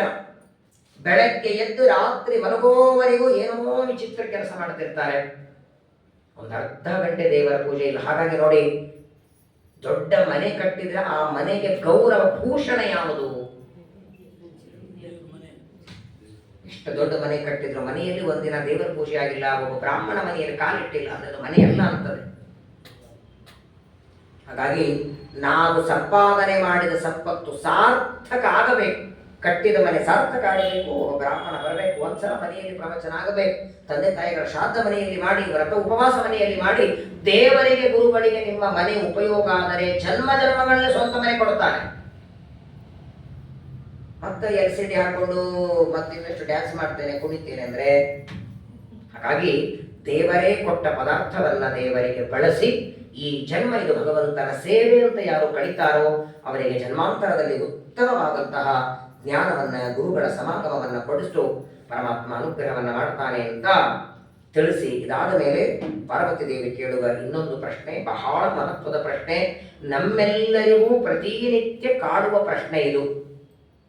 ನಮ್ಮೆಲ್ಲರಿಗೂ ಪ್ರತಿನಿತ್ಯ ಒಂದಿಲ್ಲ ಒಂಥರ ಬಂದಿರ್ತದೆ. ಅದನ್ನೇ ಪಾರ್ವತಿ ದೇವಿ ರುದ್ರದೇವರಿಗೆ ಕೇಳ್ತಾಳೆ. ಪ್ರಪಂಚದಲ್ಲಿ ಅನೇಕ ಜನ ಇವತ್ತು ನಾವು ಅನುಭವಿಸುವ ಸುಖ ದುಃಖಗಳಿಗೆ ನವಗ್ರಹಗಳು ಕಾರಣ ಅಂತಾರಲ್ಲ, ಹೌದಾ ಅಂತ ಕೇಳ್ತಾರೆ. 8ನೇ ಶನಿ, 5ನೇ ಶನಿ, ಶನಿ ಕಾಟಿದ್ದಕ್ಕೆ ಮದುವೆ ಆಗ್ತಿಲ್ಲ, ಎಷ್ಟು ಹೆದರಿಸಿಬಿಡ್ತಾರೆ. ಶನಿ ಕಾಟ ಇದೆ, ಮಂಗಳ ಇದೆ, ಅಥವಾ ಗ್ರಹಗಳಲ್ಲಿ ಇಬ್ಬರು ಜೋಡಿ ಮೇಲಿದ್ರೆ ವಿರುದ್ಧವಾದಂತಹ ಫಲ ಸಿಗತ್ತೆ. ಹಾಗಾದ್ರೆ ನವಗ್ರಹಗಳು ನಮಗೆ ಸುಖ ದುಃಖ ಕೊಡೋರು, ನಮ್ಮ ನಮ್ಮ ಪ್ರಾಚೀನ ಕರ್ಮಗಳಿಂದ ಸುಖ ದುಃಖ ಆಗೋದು. ಇಷ್ಟೊತ್ತರ ಏನು ಹೇಳಿದರು? ಕರ್ಮಗಳ ಬಗ್ಗೆ ಹೇಳಿದ್ದಾರೆ. ಜನ್ಮಾಂತರದಲ್ಲಿ ಮಾಡಿದ ಕರ್ಮದಿಂದಲೇ ಈ ಜನ್ಮದಲ್ಲಿ ಕುರೂಪಿ ಆಗ್ತಾನೆ, ದುಷ್ಟನಾಗ್ತಾನೆ, ಗಂಟ್ಲು ನೋವು ಬರ್ತದೆ, ಹೊಟ್ಟೆ ನೋವು ಬರ್ತದೆ, ಅಥವಾ ಇನ್ನೊಬ್ಬರ ಮನೆಗೆ ದಾಸ, ಇದೆಲ್ಲದಕ್ಕೂ ಕರ್ಮ ಅಂದ ಮೇಲೆ ನವಗ್ರಹಗಳ ಕೆಲಸ ಏನು? ಹಾಗಾದರೆ ನವಗ್ರಹಗಳ ಕೆಲಸ ಏನು? ನವಗ್ರಹಗಳು ನಮಗೆ ಸುಖ ದುಃಖ ಕೊಡೋದಿಲ್ಲ ಅಂದ್ರೆ ಅವರ ಆರಾಧನೆ ಯಾಕೆ? ನವಗ್ರಹಗಳ ಪೂಜೆ ಯಾಕೆ? ಅವರೇನು ಕೆಲಸ ಮಾಡ್ತಾರೆ? ಇದನ್ನ ನನಗೋಸ್ಕರ ಕೇಳಬೇಕು. ಬಹಳ ಮಹತ್ವದ ಪ್ರಶ್ನೆಯನ್ನ ರುದ್ರದೇವರಿಗೆ ಕೇಳ್ತಾ ಇದ್ದಾಳೆ. ಕೆಲವರಿಗೆ ಯಾವಾಗಲೂ ಶುಭ ಕರ್ಮದಲ್ಲೇ ಇರ್ತಾರೆ, ಕೆಟ್ಟದ್ದೇ ಆಗ್ತಿರ್ತದೆ ಅವರಿಗೆ. ಯಾವಾಗಲೂ ಒಳ್ಳೇದು ಮಾಡಬೇಕು ಅಂತಾರೆ, ಕೆಟ್ಟದ್ರಲ್ಲೇ ಇರ್ತಾರೆ, ದುಃಖದಲ್ಲೇ ಇರ್ತಾರೆ. ಹೀಗ್ಯಾಕೆ ಅವರಿಗಾಗತ್ತೆ? ಕರ್ಮಗಳ ಪಾಕ ಮುಗಿಯೋದಿಲ್ವಾ? ಈಗ ಒಂದು ಬುಟ್ಟಿ, ಈಗ ನೋಡಿ, ಈ ಬುಟ್ಟಿಯೊಳಗೆ ಇಷ್ಟು ಮಂತ್ರಾಕ್ಷತೆ ಇದೆ, ಒಂದು 4 ಮುಷ್ಟಿ ಇದೆ ಅಂತ ಇಟ್ಕೊಳ್ಳಿ. 4 ಮುಷ್ಟಿ ಮಂತ್ರಾಕ್ಷತೆಯಲ್ಲಿ 2 ಮುಷ್ಟಿ ನಾನು ತೆಗೆದ್ರೆ ಎಷ್ಟು ಉಳಿತು? ಇನ್ನೊಂದು ಮುಷ್ಟಿ ತೆಗೆದ್ರೆ, ಇನ್ನೊಂದು ತೆಗೆದ್ರೆ ಖಾಲಿ ಅಂತಂತೀವೋ ಇಲ್ಲೋ. ಹಂಗೆ ನಾವು ಮಾಡಿದ ಕರ್ಮಗಳು ಈ ಬುಟ್ಟಿಯಲ್ಲಿದೆ ಅಂತ ಇಟ್ಕೊಳ್ಳಿ.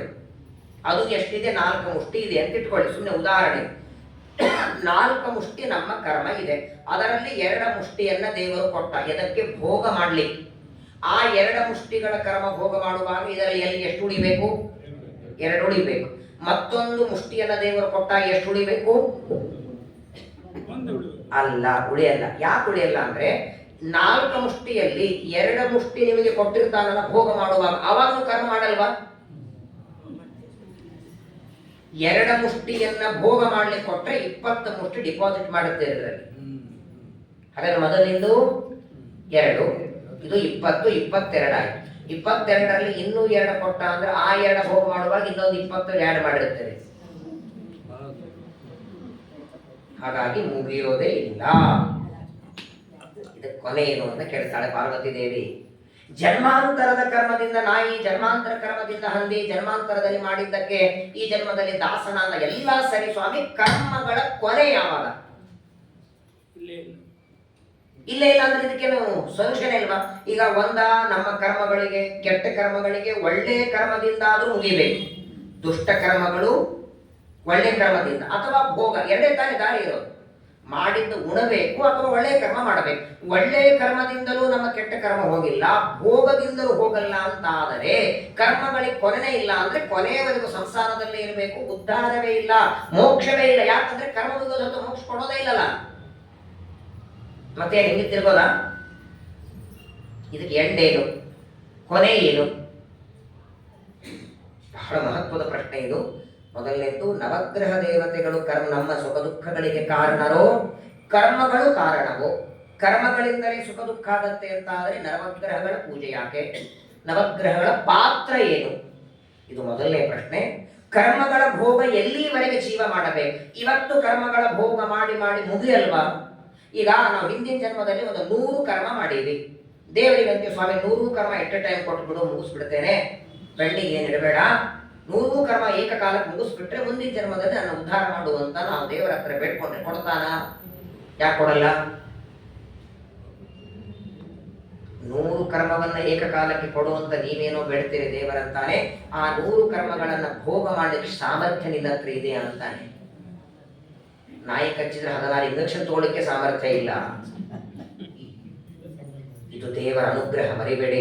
ನಾವೇ ಮಾಡಿದ ಕರ್ಮಗಳು ಎಟ್ ಎ ಟೈಮ್ ಭೋಗ ಮಾಡ್ಲಿಕ್ಕೆ ಕೊಟ್ಟ ಅಂದ್ರೆ ಭೋಗಿಸ್ಲಿಕ್ಕೂ ಆಗಲ್ಲ. ಹಾಗಾಗಿ ಆಗಾಗ ಇಷ್ಟು ಕೊಡ್ತಾನಲ್ಲ, ಇದು ಅವನ ಪ್ರೀತಿನೇ ನಮ್ಮ ಮೇಲೆ. ನಮ್ದೇ ಕರ್ಮ ಇರಲಿ, ಇಷ್ಟು ಮಾಡಿದೆ ತಗೋ ಅಂತ ಒಮ್ಮೆ ನಮ್ಮ ತಲೆ ಮೇಲೆ ಹೇಳಿಬಿಟ್ಟ ಅಂದ್ರೆ ಏನ್ ಮಾಡ್ತೀರಿ ಹೇಳಿ? ಸ್ವಲ್ಪ ಕರ್ಮ ಸಣ್ಣವರಿದ್ದಾಗ 18 ವರ್ಷಕ್ಕೆ 20 ವರ್ಷಕ್ಕೆ ಹೀಗೆ ಕರ್ಮಗಳನ್ನ ಭಾಗ ಮಾಡಿ ಮಾಡಿ ಮಾಡಿ ಕೊಡ್ತಾನೆ. ಹಾಗಾದ್ರೆ ಕರ್ಮಗಳ ಕೊನೆ ಯಾವಾಗ? ಕರ್ಮಗಳ ಮುಗಿಯೋದು ಯಾವಾಗ? ಉದ್ಧಾರ ಯಾವಾಗ ಅನ್ನೋ ಪ್ರಶ್ನೆ ಕೇಳ್ತಾಳೆ. ಕರ್ಮಗಳ ಕೊನೆ ನಾಳಿಗೆ, ಪ್ರವಚನದ ಕೊನೆ ಎರಡೂ ಕೂಡ ನಾಳೆ ದಿವಸ ತಿಳಿಯೋಣ. ನಾಳಿಗೆ ಈ 7 ದಿನ ಪ್ರವಚನದ ಮಂಗಲ ಮಹೋತ್ಸವ. ಮಂಗಲ ಅಂದಾಕ್ಷಣ ಸಮಗ್ರ ಕೇಳಿ ಮುಗಿಸಿದ್ದೀವಿ ಅನ್ನೋ ಭ್ರಮೆಯಲ್ಲಿ ನೀವು ಇರಬೇಡಿ, ನಾನಂತೂ ಇಲ್ಲೇ ಇಲ್ಲ. ಯಾಕಂದ್ರೆ ಒಂದೇ ಮಾತು ಹೇಳೋದಾದ್ರೆ, ಈ 7 ದಿನದಲ್ಲಿ ಉಮಾಮಹೇಶ್ವರ ಸಂವಾದದ ಇಂಡೆಕ್ಸ್ ಓದಿದ್ದೇನೆ ಅಷ್ಟೇನಾ?